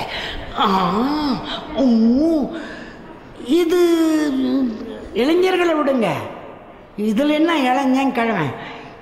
இந்த விபச்சாரத்தை தூண்டுகிற ஒலிக்கூறுகள் இதில் இருக்கிறதா இல்லையா என்று ஆராய்ந்த ரலியல்லாஹு, அதாவது உமர் ரலியல்லாஹு, இதன் காரணமாக ஒரு சமூக தீமையே வலம் வருவதை கவனித்த உமர் ரலியல்லாஹு அவர்கள் முதல் தடை போடுகிறார். ஒரு ஆட்சியாளருக்கு என்ன வேலைன்னு பாருங்க, கவிதைகளில் பெண்களின் பெயர்களை பயன்படுத்த தடை விதித்தார். கவிதைகளில் பெண்களின் பெயர்களை எழுதுவதற்கு தடை விதித்தார். சமூகத்தில் ஒழுக்க வீழ்ச்சியை ஏற்படுத்துகிற பாடல்களை இயற்றக்கூடாது என்றும் அவர்கள் தடை விதித்தார்கள். கவிஞர்களும் புலவர்களும் உமர் அவர்கள் விதித்த இந்த சட்டத்தை மீறிய பொழுது, அவர்களுக்கு அதான வேலை, மீறிய பொழுது அவர்களுக்கு 120 கசையடிகள் தண்டனையாக தரப்பட்டன. 80 கசையடி யாருக்கு? மனத்தை மயக்கி பிழை செய்ய தூண்டுகிற மதுக்குடி வெறியர்களுக்கே 80 கசையடி. இந்த புலவர்கள் சிறந்த புலவர்களாக இருந்தால் 120 கசையடி. கவிஞர்களாக இருந்தால் இன்னும் 120 கசையடி பின்னி எடுத்திருக்கிறார். சட்டப்படியே முத்தா என்ற தற்காலிக திருமணம் அப்பொழுது நடந்து கொண்டிருந்தது அறியாம காலத்தில். முத்தா அப்படி தானே, முத்தா அதாவது வச்சுக்கிறது, அது கல்யாணம் கிடையாது, அது பேர் கல்யாணம்னு சொல்லிக்குவாங்க. இப்போ எல்லாம் பல சமூகங்களில் அது இருக்குது. இப்போ அதுக்கு இங்கிலீஷில் பேர் சொல்கிறாங்க, லிவிங் டுகெதர். அதுக்கப்புறம் லிவிங் டுகெதர் விட்டு போயிடுறது, குழந்தை வேறு பெற்றுட்டு விட்டு போயிடுறாங்க. இந்த லிவிங் டுகெதர், இந்த முத்தா, வாடகைக்கு கல்யாணம் பண்ணிக்கிறது, கொஞ்ச நாளைக்கு வச்சுக்கிறது, தற்காலிக கல்யாணம், இது அனைத்தையும் தடை செய்து, சட்டப்படி தடை செய்து விட்டார்கள். இஸ்லாமிய உலகத்துக்குள்ளே இது இருக்கவே கூடாது என்று தடை செய்தார்கள். அந்த கல்யாணத்தை பற்றிய விவரம் என்னன்னா, ஒரு காலக்கெடு நிர்ணயித்து கொண்டு அந்த காலக்கெடு வரை கணவன் மனைவியாக வாழ்ந்து கொள்வது, அதற்கு பிறகு அவர்கள் பிரிந்து விடுவார்கள். திருமணம் என்பது ஆணும் பெண்ணும் இல்லற ஒப்பந்தம் செய்து கொண்டு வாழ்நாள் முழுவதும் கணவன் மனைவியாக வாழக்கூடிய ஒரு சமூக அமைப்பு என்கிறார் உமர் ரலியல்லாஹு. இந்த அமைப்பில் குழந்தைகள் பெறுவதும் அவற்றை பராமரிப்பதும் இந்த தம்பதிகள் மீது கடமையாக இருக்கும் பொழுது தற்காலிக திருமணம் ஏன் செய்ய வேண்டும், தடை செய்கிறேன் என்று தடை செய்து விட்டார். இடைப்பட்ட காலத்தில் இப்படிப்பட்ட பெண்களால் அனாதைகள் அதிகம் உருவாகிறார்கள் என்பதனாலும் இது தடை செய்யப்பட்டது என்று குறிப்பிட்டார். உண்மையில் திருமணம் என்பதற்கான அர்த்தமே இதில் இல்லாமல் போகிறது இந்த தற்காலிக முத்தா திருமணத்தில் என்று தடை செய்தார். இப்போ விவாகரத்தை பற்றிய விஷயத்துக்கு வருகிறார். தற்காலிக திருமணத்திற்கு தடை விதித்தார்கள். விவாகரத்து என்பது ஒரு காரணத்தை முன்னிட்டு செய்யப்படுவது. ஆனால் இந்த முத்தா என்பது விவாகரத்துக்காகவே திருமணம் செய்வது, அதற்காக அதை தடை செய்கிறார்கள். ஈராக், சிரியா ஆகிய பிரதேசங்கள் முஸ்லிம்களின் கைவசமான பின்னர் அவற்றைச் சேர்ந்த பெண்களை மணமுடிக்கும் சந்தர்ப்பம் உருவாகியது. யாருக்கு? முஸ்லிம்களுக்கு. எந்த பகுதி? ஈராக், சிரியா, அங்கெல்லாம் முஸ்லீம் பிரதேசமாக ஆனபோது அங்கே உள்ள பெண்களை மணந்து கொள்ளுகிற வாய்ப்பு உருவாகியது. அங்கே இருக்கிற அந்த பெண்களின் அழகில் மயங்கிய அரபியர்கள் தங்கள் அரபு மனைவியர்களை விவாகரத்து செய்ய ஆரம்பித்தார்கள். இது சமூகத்தில் மிகப்பெரிய குழப்பத்தை ஏற்படுத்தியது. மக்களிடையே பாலியல் சார்ந்த ஒழுக்க வீழ்ச்சியும் உண்டாகிவிட்டது. இது உமர் ரலியல்லாஹு காலத்தில். இதனை தடுத்து நிறுத்தும் முகமாக கலிஃபா அவர்கள், உமர் ரலியல்லாஹு அவர்கள் அந்நிய நாட்டு பெண்களை மணமுடிப்பதற்கு சில நிபந்தனைகளை விதித்து சட்டம் எழுதினார்கள். அந்நிய நாட்டு பெண்களை, அந்த நிபந்தனைகள் யாருக்கு பொருந்துகின்றனவோ அவர்கள் மட்டுமே அந்த நிபந்தனைக்கு உட்பட்டால்தான் அந்நிய நாட்டு பெண்களை மணக்க முடியும், மணமுடிக்க தகுதி வாய்ந்தவர்களாக கருதப்பட்டார்கள்.